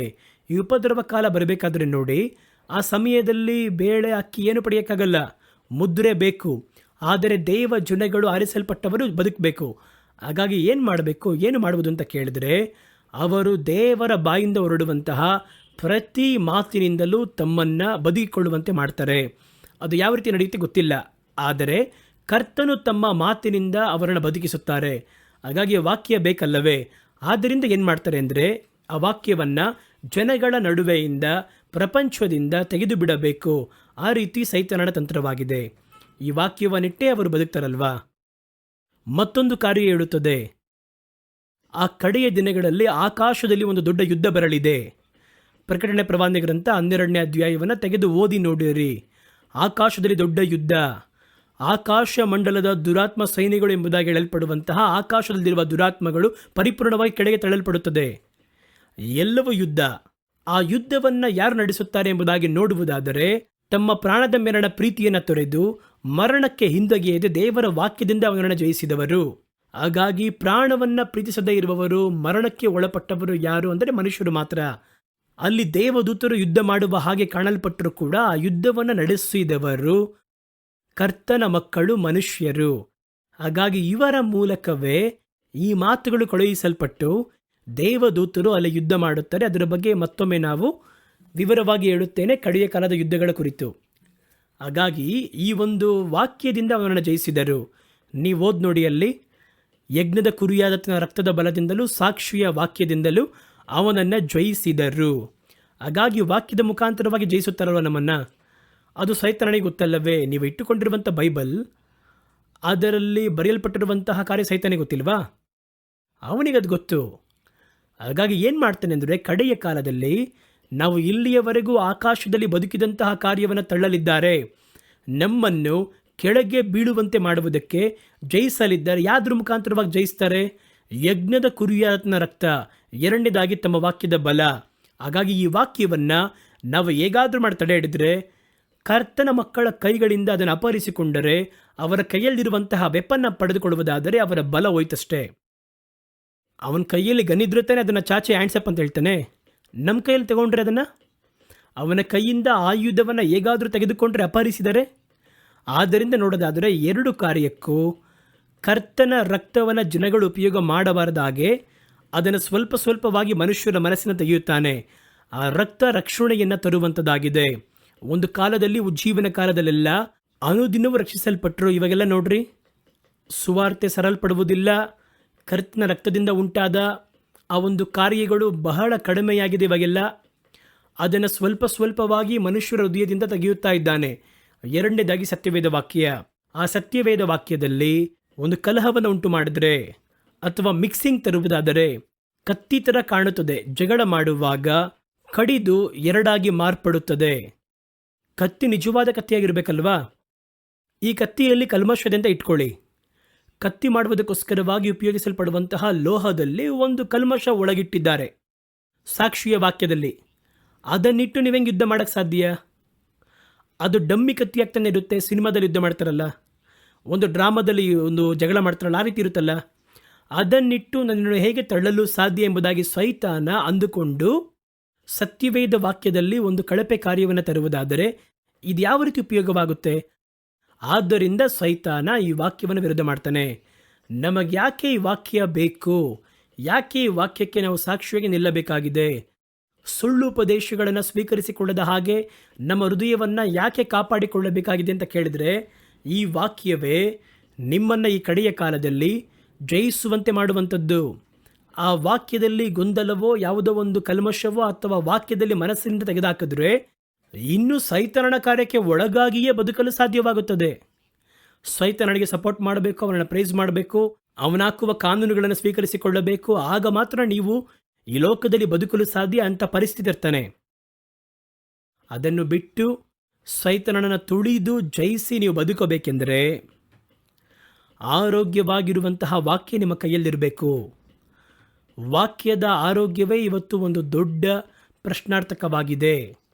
ವಾಕ್ಯಕ್ಕೆ ಬದಲಾಗಿ ಬೇರೆ ಯಾವುದು ಅದನ್ನು ತಂದು ಇದುವೇ ಸತ್ಯವೇದ ಎನ್ನುವ ರೀತಿಯಲ್ಲಿ ಒಂದು ಮಾಯ ಬಿಂಬವನ್ನು ತಂದು ನಮ್ಮ ಕಣ್ಗಳ ಮುಂಭಾಗದಲ್ಲಿಟ್ಟರೆ, ನೀವು ಅದನ್ನು ನಂಬಿ ತೆಗೆದುಕೊಂಡೋಗಿ ಯುದ್ಧದಲ್ಲಿ ಹೋಗಿ ನಿಂತರೆ 1 ನಿಮಿಷ ನಿಮ್ಮ ಕೈಯಲ್ಲಿರುವಂತಹ ಕತ್ತಿ ಒಡೆದು ಹೋಗುತ್ತದೆ. ಎದುರಿಸಲಾಗುವುದಿಲ್ಲ. ಕಡೆಯ ಕಾಲದಲ್ಲಿ ನಮಗೆ ಯುದ್ಧವಿದೆ. ಅದಕ್ಕೆ ಆ ಒಂದು ವಾಕ್ಯ ನಮಗೆ ಬೇಕಾಗಿದೆ. ಕಡೆಯ ಕಾಲದಲ್ಲಿ ನೋಡಿ, ವಂಚಿಸಲ್ಪಡುವಂತಹ ಸುಳ್ಳು ಪ್ರವಾದಿಗಳು ಎಬ್ಬಿಸಲ್ಪಡ್ತಾರೆ. ಸತ್ಯವೇದ ಹೇಳುತ್ತದೆ, ಕಡೆಯ ದಿನಗಳಲ್ಲಿ ಸುಳ್ಳು ಪ್ರವಾದಿಗಳು ಎಬ್ಬಿಸಲ್ಪಡ್ತಾರೆ. 2 ಪೇತ್ರನ ಪುಸ್ತಕ 2ನೇ ಅಧ್ಯಾಯ 1ನೇ ವಾಕ್ಯ. ಸುಳ್ಳು ಪ್ರವಾದಿಗಳು ಜನಗಳ ಒಳಗೆ ಇದ್ದರು. ಆ ರೀತಿಯೇ ನಿಮ್ಮಲ್ಲಿಯೂ ಸುಳ್ಳು ಬೋಧಕರು ಇರುವರು. ಅವರು ಕೇಡಿಗೆ ಒಳಗಾಗಿರುವ ಕಾರ್ಯಗಳನ್ನು ತಂತ್ರವಾಗಿ ಒಳಗೆ ಬರುವಂತೆ ಮಾಡಿ ಯೇಸುವನ್ನ ಕರೆಯಕ್ಕೆ ತಂದ ದೇವರನ್ನು ನಿರಾಕರಿಸಿ ತಮಗೆ ತೀವ್ರವಾಗಿರುವ ನಾಶನವನ್ನು ಬರಮಾಡಿಕೊಳ್ಳುತ್ತಾರೆ. ಇವರೆಲ್ಲ ಕಡೆಯ ಕಾಲದಲ್ಲಿ ಬರ್ತಾರೆ. ಇವರನ್ನು ಯಾವ ರೀತಿ ನೀವು ಗುರುತಿಸಲು ಸಾಧ್ಯ ಅಂದರೆ, ನೀವು ಕರ್ತನ ವಾಕ್ಯವನ್ನು ಅರಿತಿದ್ದು ಆ ವಾಕ್ಯದಿಂದ ನೀವು ಜ್ಞಾನವುಳ್ಳವರಾಗಿದ್ದರೆ ಅದನ್ನು ಕಂಡುಹಿಡಿಯಬಹುದು. ಅದನ್ನು ಕಂಡುಹಿಡಿಯುವಂತಹ ಜವಾಬ್ದಾರಿ ದೇವರು ನಮಗೆ ಕೊಟ್ಟಿದ್ದಾರೆ. 1 ಯೋಹನ ಪುಸ್ತಕ 4ನೇ ಅಧ್ಯಾಯ 1ನೇ ವಾಕ್ಯವನ್ನು ನೋಡಿ, ಪ್ರಿಯರಾದವರೇ, ಪ್ರಪಂಚದಲ್ಲಿ ಹಲವಾರು ಸುಳ್ಳು ಪ್ರವಾದಿಗಳು ಬಂದಿರುವುದರಿಂದ ನೀವು ಎಲ್ಲ ಆತ್ಮಗಳನ್ನು ನಂಬದೆ ಆ ಆತ್ಮಗಳು ದೇವರಿಂದ ಉಂಟಾದದ್ದ ಎಂಬುದಾಗಿ ಶೋಧಿಸಿ ತಿಳಿದುಕೊಳ್ಳಿರಿ. ಹಾಗಾಗಿ ಶೋಧಿಸಿ ತಿಳಿದುಕೊಳ್ಳುವ ಕಾರ್ಯವನ್ನು ಯಾರಿಗೆ ಕೊಟ್ಟಿದ್ದಾರೆ? ನಮ್ಮ ಕೈಗಳಲ್ಲಿ ಕೊಟ್ಟಿದ್ದಾರೆ. ಯಾವ ರೀತಿ, ಯಾವುದನ್ನಿಟ್ಟು ಶೋಧಿಸುತ್ತೀರಾ ನೀವು? ನಿಜವಾಗಿರುವ ಆರೋಗ್ಯವಾಗಿರುವ ದೇವರ ವಾಕ್ಯದಲ್ಲಿ ಅದು ಸೇರುತ್ತದೆ ಎಂಬುದಾಗಿ ನೋಡ್ತೀರಾ. ಅದುವೇ ಒಂದು ಕಾರ್ಯ. ಒಂದು ರಕ್ತವನ್ನು ಪರಿಶೋಧನೆ ಮಾಡಬೇಕಾದ್ರೆ ನೋಡಿ, ಅದರಲ್ಲಿ ಸೇರಿಸುವುದಕ್ಕೆ ಕೆಲವೊಂದು ಕೆಮಿಕಲ್ಸ್ ಒಳಗಾಗ್ತಾರೆ. ಆಗಲೇ ಅದರಲ್ಲಿರುವುದನ್ನು ಕಂಡುಕೊಳ್ಳಲು ಸಾಧ್ಯವಾಗುತ್ತದೆ. ಅದೇ ರೀತಿ ಈ ಸುಳ್ಳರನ್ನು ಕಂಡುಕೊಳ್ಳಬೇಕೆಂದರೆ ಅದನ್ನು ಕಂಡುಹಿಡಿಯುವುದಕ್ಕೆ ನಮಗೆ ಒಂದು ಮೂಲ ಕಾರ್ಯ ಬೇಕಲ್ವೇ? ಅದುವೇ ದೇವರ ವಾಕ್ಯ. ಹಾಗಾಗಿ ಆ ವಾಕ್ಯವನ್ನು ನಿಮ್ಮಿಂದ ತೆಗೆಯುವುದಾದರೆ ಒಬ್ಬನು ಏನೇ ಬಂದು ಮಾತಾಡಿದ್ರೂ ಕೂಡ ಅದನ್ನು ಹಾಗೆ ನಂಬ್ತೀರಾ. ಕೆಲವೊಂದು ಕಾಲಕ್ಕಿಂತ ಮುಂಚಿತವಾಗಿ ಸತ್ಯವೇದವನ್ನು ಓದುವಂತಹ ಅಭ್ಯಾಸ ಕ್ರೈಸ್ತರ ನಡುವೆ ಕಡಿಮೆ ಆಯಿತು. ಇವಾಗೆಲ್ಲ ಒಂದು ಎಂಟರ್ಟೈನ್ಮೆಂಟ್ ಸಂಸ್ಕೃತಿ ಬಂದಿದೆ. ಒಂದು ಕಾಲದಲ್ಲೆಲ್ಲ ನೋಡುವುದಾದರೆ ಕೆಲವೊಂದು ಕಡೆ ಹೇಳ್ತಾರೆ, ಕೆಲವೊಂದು ದೊಡ್ಡ ದೊಡ್ಡ ಸೇವಕರು ಹೇಳ್ತಾರೆ, ಆ ಕಾಲದಲ್ಲಿ ಎಲ್ಲ ಮುಂಜಾನೆ ಎದ್ದು ನಾವು ಒಂದು ಅಧ್ಯಾಯವನ್ನಾದರೂ ಬಾಯ್ಪಾಠವಾಗಿ ಹೇಳಿದರೆ ಮಾತ್ರನೇ ತಾಯಿಯ ಬಳಿ ಬೆಳಗ್ಗೆ ಟಿಫನ್ ಕೊಡ್ತಾ ಇದ್ರು ಎಂಬುದಾಗಿ. ಹಾಗಾಗಿ ಅಷ್ಟರ ಮಟ್ಟಿಗೆ ಸತ್ಯವೇದಕ್ಕೆ ಮುಖ್ಯತ್ವ ಕೊಟ್ಟವರು ಇವತ್ತು ಸತ್ಯವೇದವನ್ನು ಮರೆತು ಓದುವುದು ಕೂಡ ಇಲ್ಲ. ಇವತ್ತು ಏನೋ ಯೂಟ್ಯೂಬ್ನಲ್ಲಿ ಕೇಳುವಂಥ ಸಂದೇಶವನ್ನು ನೋಡಿ ಇದು ಸಾಕು ಎನ್ನುವಂತಹ ಒಂದು ಮನಸ್ಥಿತಿ. ಈ ರೀತಿ ಸತ್ಯವೇದವನ್ನು ಮರೆಯಲು ಆರಂಭಿಸಿದ ನಂತರ ಇವತ್ತು ವೇದಿಕೆಯಲ್ಲಿ ಬಹಿರಂಗವಾಗಿ ಬಂದು ಏನು ಬೇಕಾದರೂ ಮಾತಾಡೋಕ್ಕೆ ಸಾಧ್ಯ ಆಗ್ತಿದೆ. ಏನು ಬೇಕಾದರೂ ಮಾತಾಡ್ತಾರೆ. ಅದನ್ನು ಹಾಗೆ ಜನಗಳು ಸ್ವೀಕರಿಸಿಕೊಂಡು ನಂಬಿ ಕೈ ತಟ್ತಾರೆ. ಹಾಗಾಗಿ ಕೈ ತಟ್ಟುವವನು ಅದನ್ನು ಯಾವ ರೀತಿ ಸ್ವೀಕರಿಸಿಕೊಳ್ಳುತ್ತಾನೆ ಎಂಬುದಾಗಿ ಕೇಳಿದರೆ ವಾಕ್ಯದ ಬೆಳಕಿಲ್ಲ ಅವನಿಗೆ. ಅವನು ಆ ವಾಕ್ಯವನ್ನು ಅರ್ಥ ಮಾಡಿಕೊಳ್ಳಲಿಲ್ಲ. ಆ ವಾಕ್ಯದೊಂದಿಗೆ ಅಲ್ಲಿ ಮಾತಾಡುವಂತಹ ಮಾತನ್ನು ಹೋಲಿಕೆ ಮಾಡಿ ನೋಡಲಿಲ್ಲ. ಆದ್ದರಿಂದ ಅವರು ಹೇಳುವಂತಹ ಎಲ್ಲವನ್ನು ನಿಜ ಎಂಬುದಾಗಿ ನಂಬುತ್ತಾರೆ. ಅವರನ್ನು ಶೋಧಿಸಿ ನೋಡಿ ಅರಿಯುವಂತಹ ಸಾಮರ್ಥ್ಯ ಅವರಿಗಿಲ್ಲ. ಯಾಕಂದರೆ ಸತ್ಯವೇದ ಅವರ ಮನಸ್ಸಲ್ಲೂ ಇಲ್ಲ, ಅವರ ಕೈಯಲ್ಲೂ ಇಲ್ಲ, ಅವರ ಓದುವಿಕೆಯಲ್ಲೂ ಇಲ್ಲ. ಹಾಗಾಗಿ ಸತ್ಯವೇದವನ್ನು ತಡೆ ಮಾಡುವುದರ ಮೂಲಕವಾಗಿ ಜನಗಳನ್ನು ತಾನು ಹೇಳುವಂತಹ ಎಲ್ಲ ಕಾರ್ಯವನ್ನು ನಂಬಿಸುವುದಕ್ಕಾಗಿ ಸುಳ್ಳು ಬೋಧಕರನ್ನು ಎಬ್ಬಿಸಿ ಅವರ ಮಾತನ್ನು ಹೇರಳವಾಗಿರುವರು ನಂಬಿ ಹಿಂಬಾಲಿಸುವ ರೀತಿಯಲ್ಲಿ ಮೊದಲು ಸತ್ಯವೇದವನ್ನು ಕೈಯಿಂದ ತೆಗೆಯುತ್ತಾನೆ. ಸತ್ಯವೇದವನ್ನು ಮರೆಯುವಂತೆ ಮಾಡ್ತಾನೆ. ಸತ್ಯವೇದ ನಮಗೆ ಕಡೆಯ ಕಾಲದಲ್ಲಿ ಯಾಕೆ ಬೇಕು ಅಂದರೆ, ನೀವು ಕಾಲಿಟ್ಟ ಸ್ಥಳದಲ್ಲೆಲ್ಲ ಸುಳ್ಳು ಬೋಧಕರು, ಸುಳ್ಳು ಪ್ರವಾದಿಗಳು ಇನ್ನು ಮುಂದೆ ಬರುವ ಕಾಲದಲ್ಲಿ ನೋಡಿ ಹಂಗೆ ಇರುತ್ತೆ. ಆ ರೀತಿಯೇ ಮಾತಾಡ್ತಾರೆ. ಇದುವೇ ಸೇವೆ, ಇದುವೇ ಮಾತು, ಇದುವೇ ವಾಕ್ಯ ಎಂಬುದಾಗಿ ಎಲ್ಲ ಕಾರ್ಯಗಳಲ್ಲಿಯೂ ದುಷ್ಟ ಕಾರ್ಯವನ್ನು ತಂದು ಬಿತ್ತುತ್ತಾರೆ. ಕರ್ತನ ವಾಕ್ಯ ಮಾತು ನಿಮ್ಮಲ್ಲಿ ಇಲ್ಲ ಅಂದರೆ ನೀವು ಇವುಗಳನ್ನು ಕಂಡುಕೊಳ್ಳಲು ಸಾಧ್ಯವಿಲ್ಲ. ಚೆನ್ನಾಗೇ ಇದೆಯಲ್ಲಪ್ಪ ಅಂತ ಹೇಳ್ತಾರೆ. ಎಷ್ಟು ಸಂತೋಷವಾಗಿದೆ ಅಂತ ಹೇಳ್ತೀರಾ, ಮನಸ್ಸಿಗೆ ಕಷ್ಟವಾಗ್ತಿದೆಯಲ್ಲ ಅಂತ ಹೇಳ್ತಾರೆ. ಅದರೊಳಗೆ ಏನೂ ಇರುವುದಿಲ್ಲ. ಹಾಗಾಗಿ ಕಡೆಯ ಕಾಲದಲ್ಲಿ ಬರುವಂತಹ ಸುಳ್ಳು ಸೇವಕರನ್ನು ನೀವು ಬರಮಾಡುವುದಕ್ಕಾಗಿಯೇ ಸೈತಾನನು ಸತ್ಯವೇದದಲ್ಲಿ ಮೊದಲು ಕೈಯಿಂದ ತೆಗೆಯುತ್ತಾನೆ. ಆ ಸುಳ್ಳು ಸೇವಕರ ಮಾಯ ಬಲೆಯಲ್ಲಿ ಸಿಲುಕದ ರೀತಿಯಲ್ಲಿ ನಿಮಗೆ ಸತ್ಯವೇದ ಅವಶ್ಯ ಪಡುತ್ತದೆ. ಸತ್ಯವೇದ ವಾಕ್ಯದಿಂದ ಮಾತ್ರ ನಾವು ಇವುಗಳನ್ನು ಅರಿತುಕೊಳ್ಳುವುದಕ್ಕೆ ಸಾಧ್ಯವಾಗುತ್ತದೆ. ಕಡೆಯ ಕಾಲದಲ್ಲಿ ನಿಮಗೆ ನ್ಯಾಯವಾಗಿ ಸಿಗಬೇಕಾಗಿರುವ ಕಾರ್ಯಗಳು ಕೂಡ ಹೋರಾಡಿಯೇ ನೀವು ಜಯಿಸಬೇಕು. ನಮ್ಮ ಕಾರ್ಯಗಳನ್ನು ಸಿಗದಂತೆ ಮಾಡುವಂತಹ ಕ್ರಿಯೆಗಳು ಅಧಿಕ. ಆದ್ದರಿಂದ ಕಡೆಯ ಕಾಲದಲ್ಲಿ ನಿಮ್ಮ ಕ್ರಿಯೆಗಳು ನಿಮಗೆ ಸಿಗಬೇಕು. ನೀವು ಬುದ್ಧಿವಂತರಾಗಿ ನಡೆಯಬೇಕೆಂದರೆ ಸತ್ಯವೇದ ನಿಮ್ಮನ್ನು ಬಿಟ್ಟು ದೂರವಾಗಿರಬಾರ್ದು. ದೇವರು ಯೆಹೋಶುವನಿಗೆ ಹೇಳಿದ ಆಲೋಚನೆಯನ್ನು ನಿಮಗೆ ಓದಿ ತೋರಿಸಲು ಬಯಸುತ್ತೇನೆ. ಯೆಹೋಶುವ 1ನೇ ಅಧ್ಯಾಯ 8ನೇ ವಾಕ್ಯ. ಆ ದಿನದಲ್ಲಿ ಪೂರ್ಣ ಸತ್ಯವೇದವಿಲ್ಲ. ಧರ್ಮಶಾಸ್ತ್ರ ಪುಸ್ತಕವನ್ನೇ ದೇವರು ಮೊದಲು ಸತ್ಯವೇದವಾಗಿ ಅವರಿಗೆ ಬರೆಯಲು ಕೊಟ್ಟರು. ಅವರು ಹೇಳ್ತಾರೆ ನೋಡಿ, 1ನೇ ಅಧ್ಯಾಯ 8ನೇ ವಾಕ್ಯದಲ್ಲಿ, ನನ್ನ ದಾಸನಾಗಿರುವ ಮೋಶೆ ನಿನಗೆ ಕಲಿಸಿದಂತಹ ಧರ್ಮಶಾಸ್ತ್ರಕ್ಕನುಸಾರವಾಗಿ, ಅಂದರೆ ಆ ಸ್ಥಳದಲ್ಲಿ ಸತ್ಯವೇದಕ್ಕನುಸಾರವಾಗಿ ಎಂಬುದಾಗಿ ತೆಗೆದುಕೊಳ್ಳಬೇಕು. ಕಲಿಸಿದ ಸತ್ಯವೇದಕ್ಕನುಸಾರವಾಗಿ ಮಾಡಲು ಗಮನವಾಗಿರುವುದಕ್ಕೆ ಬಹಳ ಬಲಗೊಂಡು ದೃಢ ಮನಸ್ಸುಳ್ಳವನಾಗಿರು. ಅದನ್ನು ಓದಿ ಅದರ ಪ್ರಕಾರ ಮಾಡುವುದಕ್ಕೆ ಮಾತ್ರ ಗಮನವಾಗಿರು, ಬಲದಿಂದ ಇರು. ಏಕೆಂದರೆ ಅದನ್ನು ಮಾಡಬೇಕು ಅಂದರೆ ಬಲ ಬೇಕು ನಮಗೆ.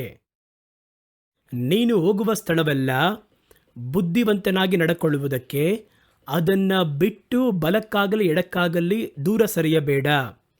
ಹಾಗಾಗಿ ಆತ್ಮಿಕ ಬುದ್ಧಿವಂತ ಅಂದರೆ ಲೋಕದಲ್ಲಿ ಬುದ್ಧಿವಂತನಾಗಿರಬೇಕು ಅಂದರೆ ನೀವು ದೇವರ ವಾಕ್ಯವನ್ನು ಬಿಟ್ಟು ಬಲಕ್ಕಾಗಲಿ ಎಡಕ್ಕಾಗಲಿ ತಿರುಗಬಾರದು. ಈ ಧರ್ಮಶಾಸ್ತ್ರ ಪುಸ್ತಕ ಅಥವಾ ಈ ಸತ್ಯವೇದ, ಯಾಕೆ ಸತ್ಯವೇದ ಅಂತ ಹೇಳ್ತೀನಿ ಅಂದರೆ, ಆ ದಿನಗಳಲ್ಲಿ ಧರ್ಮಶಾಸ್ತ್ರದ ಪುಸ್ತಕ ಮಾತ್ರ ಇತ್ತು, ಪರಿಪೂರ್ಣ ಸತ್ಯವೇದವಾಗಿಲ್ಲ. ಈ ಧರ್ಮಶಾಸ್ತ್ರ ಪುಸ್ತಕ ನಿನ್ನ ಬಾಯನ್ನು ಬಿಟ್ಟು ಅಗಲದಿರಲಿ. ಇದರಲ್ಲಿ ಬರೆಯಲ್ಪಟ್ಟಿರುವ ಪ್ರಕಾರ ನೀನು ಮಾಡುವುದಕ್ಕೆ ಗಮನವಾಗಿರುವ ಹಾಗೆ ಹಗಲು ರಾತ್ರಿ ಅದನ್ನು ಧ್ಯಾನ ಮಾಡಬೇಕು. ಆಗ ನಿನ್ನ ದಾರಿಯನ್ನು ಸಿದ್ಧಪಡಿಸಿಕೊಳ್ಳುತ್ತೀಯ, ಆಗ ಬುದ್ಧಿವಂತನಾಗಿ ನಡ್ಕೊಳ್ಳುತ್ತೀಯ. ಹಾಗಾಗಿ ಬುದ್ಧಿವಂತರಾಗಿ ನಡ್ಕೊಂಡರೆ ಇವನು ಮಾತಾಡುವುದರಲ್ಲಿ ಎಲ್ಲಿ ವಂಚನೆ ಇದೆ, ಯಾವ ಸ್ಥಳದಲ್ಲಿ ಯಾಮಾರಿಸುತ್ತಾರೆ, ಯಾವ ಸ್ಥಳದಲ್ಲಿ ದೇವರನ್ನು ಬಿಟ್ಟು ದಾರಿ ಬಿಟ್ಟು ಅಗಲುವಂತಹ ಕಾರ್ಯವನ್ನು ಮಾಡುತ್ತಾರೆ ಎನ್ನುವಂಥದ್ದನ್ನು ಸ್ಪಷ್ಟವಾಗಿ ಅರ್ಥ ಮಾಡಿಕೊಳ್ಳಬಹುದು. ಆದ್ದರಿಂದ ಈ ಕಡೆಯ ಕಾಲದಲ್ಲಿ ನಿಮಗೂ ನನಗೂ ಸತ್ಯವೇದ ಬೇಕಾಗುತ್ತದೆ. ಕಡೆಯ ಕಾಲದಲ್ಲಿ ಸೈತಾನನನ್ನು ಜಯಿಸಬೇಕು ಅಂದರೆ ನಮಗೆ ಸತ್ಯವೇದ ಬೇಕು. ಸುಳ್ಳು ಸೇವಕರನ್ನು ಗುರುತಿಸಬೇಕೆಂದರೆ ನಮಗೆ ಸತ್ಯವೇದ ಬೇಕು. ಈ ಕಡೆಯ ಕಾಲದಲ್ಲಿ ಜ್ಞಾನದೊಂದಿಗೂ ಬುದ್ಧಿಯೊಂದಿಗೂ ನಡ್ಕೊಳ್ಳಬೇಕೆಂದರೆ ನಮಗೆ ಈ ಕಡೆಯ ಕಾಲದಲ್ಲಿ ಸತ್ಯವೇದ ಬೇಕು. ಕಡೆಯ ಕಾಲದಲ್ಲಿ ನಮಗೊಂದು ಯುದ್ಧ ನೇಮಿಸಲ್ಪಟ್ಟಿದೆಯಲ್ಲ, ಎಫೆಸದವರಿಗೆ 6:12, ಅಲ್ಲಿ ಒಂದು ಜಯ ಮಾಂಸದೊಂದಿಗೂ ರಕ್ತದೊಂದಿಗೂ ಅಲ್ಲ, ಅಧಿಕಾರದೊಂದಿಗೂ ರಾಜತ್ವಗಳೊಂದಿಗೂ ಇಹಲೋಕದ ಅಂಧಕಾರದ ಶಕ್ತಿಗಳೊಂದಿಗೂ ಆಕಾಶ ಮಂಡಲದ ದುರಾತ್ಮ ಸೇನೆಗಳೊಂದಿಗೆ ನಮಗೊಂದು ಯುದ್ಧ ಇದೆ ಎಂಬುದಾಗಿದೆ. ಆ ಒಂದು ಯುದ್ಧದಲ್ಲಿ ಜಯಿಸಬೇಕೆಂದರೆ ಅದಕ್ಕೆ ನಿಮಗೆ ಸತ್ಯವೇದ ವಾಕ್ಯ ಬೇಕು. ಹಾಗಾಗಿ ಈ ವಾಕ್ಯವನ್ನು ನಮ್ಮ ಕೈಯಿಂದ ತೆಗೆಯುವುದರ ಮೂಲಕ ದೇವ ಜನಗಳನ್ನು ಬಲಹೀನಪಡಿಸುವುದಕ್ಕೂ, ವಾಕ್ಯದಿಂದ ಉಂಟಾದಂತಹ ಪ್ರಪಂಚವನ್ನು ಅದಕ್ಕೆ ಬದಲಾಗಿರುವ ಕಾರ್ಯವನ್ನಿಟ್ಟು ತನಗೆ ವಶಪಡಿಸಿಕೊಳ್ಳುವುದಕ್ಕೂ, ದೇವರ ಜನಗಳು ಕಡೆಯ ದಿನಗಳಲ್ಲಿ ಬೇರೆ ಯಾವ ಸೋರ್ಸ್, ಅವರು ತಪ್ಪಿಸಿಕೊಳ್ಳುವ ಸೋರ್ಸ್ ಇಲ್ಲದೆ ತಮ್ಮನ್ನು ಮಾತ್ರ ಅವಲಂಬಿಸಿ ಬಾಳಬೇಕು ಎನ್ನುವುದಕ್ಕಾಗಿ ಕಡೆಯ ದಿನದಲ್ಲಿ ಸತ್ಯವೇದವನ್ನು ಅವರ ಕೈಯಿಂದ ತೆಗೆಯುವುದಕ್ಕೂ ಸೈತಾನ ತೀವ್ರ ಪ್ರಯತ್ನ ಮಾಡ್ತಾ ಇದ್ದಾನೆ. ಇನ್ನು ಮುಂದೆ ಬರುವಂತಹ ಸೈತಾನನ ಆಳ್ವಿಕೆಯ ಕಾಲದಲ್ಲಿ ಅಲ್ಲಿ ಬಾಕಿ ಇಡಲ್ಪಟ್ಟಿರುವಂತಹ ಕರ್ತನ ಮಕ್ಕಳಿಗೆ ಸತ್ಯವೇದ ವಾಕ್ಯ ಮಾತ್ರವೇ ಅವರನ್ನು ಕಾಪಾಡುತ್ತದೆ. ಅದುವೇ ಅವರಿಗಿರುವಂತಹ ಆಹಾರವಾಗುತ್ತದೆ. ಅದುವೇ ಅವರಿಗೆ ಒಂದು ಬೆಳಕನ್ನು ಉಂಟು ಮಾಡುತ್ತದೆ. ಅದನ್ನು ತೆಗೆಯುವುದಾದರೆ ಈ ಕಡೆ 7 ವರ್ಷ ಕಾಲದಲ್ಲಿ ಬದುಕುವಂತಹ ಎಲ್ಲರೂ ಕೂಡ ಸೈತಾನನು ಮಾತ್ರ ಅವಲಂಬಿಸಿ ಅವರನ್ನು ಅವಲಂಬಿಸಿಯೇ ಬದುಕಬೇಕು ಎನ್ನುವ ಒಂದು ಪರಿಸ್ಥಿತಿ ಉಂಟಾಗಬೇಕು. ಇದಕ್ಕಾಗಿಯೇ ಸೈತಾನ ಸತ್ಯವೇದದ ಮೇಲೆ ಗುರಿ ಇಡ್ತಾನೆ. ಇದೇ ಕಾರಣಗಳಿಗೋಸ್ಕರವಾಗಿ ಸತ್ಯವೇದವನ್ನು ಮಾತ್ರ ನೀವು ಬಿಟ್ಕೊಡಬಾರ್ದು. ಯಾವಾಗಲೂ ಸತ್ಯವೇದವನ್ನು ನೀವು ಕುಳಿತು ಓದಬೇಕು, ಸತ್ಯವೇದಕ್ಕೆ ಕಿವಿಗೊಡಬೇಕು. ಬರೀ ಸುಮ್ಮನೆ ಹೇಳುವುದನ್ನು ಮಾತ್ರ ಕೇಳಿಸಿಕೊಂಡು ನೀವೊಂದು ತೀರ್ಮಾನಕ್ಕೆ ಬರಬೇಡಿ. ಪ್ರತಿನಿತ್ಯ ಸತ್ಯವೇದವನ್ನು ನಿಮ್ಮ ಒಂದು ಓದುವಂತಹ ಪ್ಲಾನ್ ಇಟ್ಕೊಳ್ಳಿ. ಅನುದಿನವೂ ಸತ್ಯವೇದವನ್ನು ಧ್ಯಾನ ಮಾಡುವವರಾಗಿರಿ. ಸತ್ಯವೇದ ಪೂರ್ತಿಯಾಗಿ ಓದಿ ಮುಗಿಸಿರಿ. ಏಕೆಂದರೆ ಈ ಸತ್ಯವೇದವನ್ನು ಬೇಗ ನಿಮ್ಮ ಕೈಗಳಿಂದ ಅಪಹರಿಸುವುದಕ್ಕೂ, ಕಳಪೆಯಾಗಿರುವಂತಹ ಕಾರ್ಯವನ್ನು ತಂದಿಡುವುದಕ್ಕೂ ಬಲವಾಗಿರುವ ಯೋಜನೆಗಳು ವೇದಿಕೆಗೆ ಬರ್ತಾ ಇವೆ. ಸತ್ಯವೇದ ನಿಮ್ಮ ಕೈಯಲ್ಲಿ ಇರುವವರೆಗೂ ಮಾತ್ರ ನಿಮಗೂ ನನಗೂ ಸಂರಕ್ಷಣೆ ಇರುವುದನ್ನು ಅರ್ಥ ಮಾಡಿಕೊಳ್ಳಿ. ಸತ್ಯವೇದದ ಹಾಗೆ ಮತ್ತೊಂದು ನಿಮ್ಮ ಕೈಗೆ ಬರುವುದಾದರೆ ಅದು ಕತ್ತಿಯಂತೆ ಇರುತ್ತದೆ, ಅದರ ಕತ್ತಿಯಲ್ಲ. ಖಡ್ಗದಂತೆ ಇರುತ್ತದೆ, ಅದರ ಖಡ್ಗವಲ್ಲ. ಆಹಾರದಂತೆ ಇರುತ್ತದೆ, ಅದರ ಆಹಾರವಲ್ಲ. ನಿಮ್ಮನ್ನು ಬದುಕಿಸುವಂತೆ ಇರುತ್ತದೆ, ಆದರೆ ಅದು ನಿಮ್ಮನ್ನು ಸಾಯಿಸುತ್ತದೆ. ಆದ್ದರಿಂದ ದೇವರ ವಾಕ್ಯಕ್ಕೋಸ್ಕರವಾಗಿ ನಿಲ್ಲಿರಿ, ವಾಕ್ಯಕ್ಕೋಸ್ಕರವಾಗಿ ಜೀವಿಸಿರಿ. ದೇವರ ಬರುವಿಕೆ ಸಮೀಪ. ಸೈತಾನನ ತಂತ್ರಗಳನ್ನು ಜಯಿಸುವುದಕ್ಕೆ ದೇವರ ವಾಕ್ಯ ನಮಗೆ ಅವಶ್ಯ. ಕಣ್ಗಳನ್ನು ಮುಚ್ಚಿ ಚಿಕ್ಕ ಪ್ರಾರ್ಥನೆ ಮಾಡೋಣ. ಪ್ರೀತಿಯೂ ಕೃಪೆಯೂ ತುಂಬಿರುವಂತಹ ಪರಲೋಕದ ಪರಮ ತಂದೆಯೇ, ನಿಮ್ಮ ಸತ್ಯವೇದವೇ ನಮಗೆ ಬಹಳ ಸಂತೋಷ. ನಿಮ್ಮ ಸತ್ಯವೇದವೇ ನಮಗೆ ಬೆಳಕು ಎಂಬುದಾಗಿ ಅರಿತಿದ್ದೇವೆ. ಆ ಬೆಳಕಲ್ಲಿ ನಾವು ಯಾವಾಗಲೂ ನಮ್ಮ ಜೀವಿತವನ್ನು ಕಾಪಾಡಿಕೊಳ್ಳುವುದಕ್ಕೆ ಸಹಾಯ ಮಾಡಿರಿ. ಸತ್ಯವೇದಕ್ಕೆ ವಿರುದ್ಧವಾಗಿ ಹೇಳುವಂತಹ ಯಾವ ಹೋರಾಟವಾಗಿರ್ಬೋದು, ಸೈತಾನನ ತಂತ್ರಗಳನ್ನು ನಾವು ಅರಿತು ಅದಕ್ಕೆ ವಿರುದ್ಧವಾಗಿ ನಾವು ಕ್ರಿಯೆ ಮಾಡುವುದಕ್ಕೂ, ಸತ್ಯವೇದವನ್ನು ಬಿಟ್ಟು ದೂರ ಸರಿಯದ ಹಾಗೆ ನಾವು ನಮ್ಮ ಜೀವಿತವನ್ನು ಕಾಪಾಡಿಕೊಳ್ಳುವುದಕ್ಕೂ ಈ ಮಾತುಗಳನ್ನು ಕೇಳಿದ ಪ್ರತಿಯೊಬ್ಬರಿಗೂ ನೀವು ಪ್ರಕಟಿಸಿ ಮಾತಾಡ್ರಿ. ದೇವ ಜನಗಳ ಹಾಗೆ ತಮ್ಮನ್ನು ತೋರಿಸಿಕೊಂಡು ದೇವ ಮಕ್ಕಳ ಮಾತುಗಳನ್ನು ಬಿಟ್ಟು ದಾರಿ ತಪ್ಪುವಂತಹ, ಮತ್ತೊಂದನ್ನು ಅಟ್ಟಿಸಿಕೊಂಡು ಓಡುವಂತೆ ಮಾಡುವಂತಹ ಎಲ್ಲ ತಂತ್ರವುಳ್ಳ ಸೇವಕರ ಮಾತುಗಳಿಗೂ, ಸಭೆಗಳ ಮಾತುಗಳಿಗೂ ದೂರ ಮಾಡಿ ನಮ್ಮನ್ನು ಕಾಪಾಡಿಕೊಳ್ಳಿರಿ. ಈ ಮಾತುಗಳನ್ನು ಕೇಳಿದ ಪ್ರತಿಯೊಬ್ಬರನ್ನು ಹೆಸರಾಗಿ ಆಶೀರ್ವದಿಸಿರಿ. ಇನ್ನು ಮುಂದೆ ಬರುವಂತಹ ವಾರವನ್ನು ಅವರಿಗೆ ಒಳಿತುಗಳಿಂದ ನೀವು ಶೃಂಗರಿಸಿರಿ. ನಿಮ್ಮ ಮಕ್ಕಳ ಅಗತ್ಯತೆಯನ್ನು ದೇವರು ಗಮನದಲ್ಲಿಟ್ಟುಕೊಳ್ಳಿರಿ. ವ್ಯಾಧಿಯಸ್ಥರನ್ನು, ವೇದನೆಯಾಗಿರುವವರನ್ನು ಸೌಖ್ಯಪಡಿಸಿರಿ. ಈ ವಾರದಲ್ಲಿ ನಿಮ್ಮ ಮಕ್ಕಳ ಎಲ್ಲ ಅಗತ್ಯತೆಗಳು ಸಂಧಿಸಲ್ಪಟ್ಟು ಅವರನ್ನು ಮುನ್ನಡೆಸಿರಿ. ದೇವರ ನಾಮದಲ್ಲಿ ನಿಮ್ಮ ಸೇವಕರಾಗಿರುವ ನಾನು ಅವರನ್ನು ಆಶೀರ್ವಾದ ಮಾಡಿ ಪ್ರಾರ್ಥಿಸುತ್ತೇನೆ. ದೇವರ ಕೃಪೆಯು, ಕರ್ತನ ದಯೆಯು ಈ ವಾರ ಪೂರ್ತಿ ಅವರ ಜೀವನದ ಕೊನೆಯ ಪರ್ಯಂತರ ಅವರನ್ನು ಕಾಪಾಡಬೇಕು ಎಂಬುದಾಗಿ ಮನ ತುಂಬಿ ದೇವರ ಸಮ್ಮುಖದಲ್ಲಿ ನಾನು ಪ್ರಾರ್ಥನೆ ಮಾಡುತ್ತೇನೆ. ನನ್ನ ಪ್ರಾರ್ಥನೆಯನ್ನು ಸ್ವೀಕರಿಸಿರಿ, ಅದಕ್ಕೆ ತಕ್ಕ ಪ್ರತಿಫಲವನ್ನು ಅನುಗ್ರಹಿಸಿರಿ. ಯೇಸುವಿನ ಮೂಲಕ ನಮ್ಮ ಪ್ರಾರ್ಥನೆಯನ್ನು ಸ್ವೀಕರಿಸಿರಿ ತಂದೆಯೇ. ಆಮೇನ್, ಆಮೇನ್. ಈ ದಿನದಲ್ಲಿಯೂ ದೇವರು ನಮ್ಮೊಂದಿಗೆ ಬಹಳ ಕಾರ್ಯವನ್ನು ಪ್ರಕಟಿಸಿ ಮಾತಾಡಿದರು. 2 ಸಂದೇಶ ದೇವರ ಸತ್ಯವೇದ ಕುರಿತಾಗಿ ಕಳೆದ ವಾರವೂ ಈ ವಾರವೂ ಬಹಳ ಮಾಹಿತಿಗಳನ್ನು ಕೇಳಿದ್ದೇವೆ. ದೇವರ ವಾಕ್ಯವನ್ನು ಮಾತ್ರ ಬಿಡಬೇಡಿ. ಈ ವಾಕ್ಯವೇ ನಮಗೆ ಜೀವವು, ಬಲವು, ಎಲ್ಲವೂ ಈ ವಾಕ್ಯವೇ. ಮುಂದಿನ ವಾರ ನಾನು ಮತ್ತೊಂದು ನೂತನ ಸಂದೇಶದೊಂದಿಗೆ ನಿಮ್ಮನ್ನು ಭೇಟಿ ಮಾಡ್ತೀನಿ.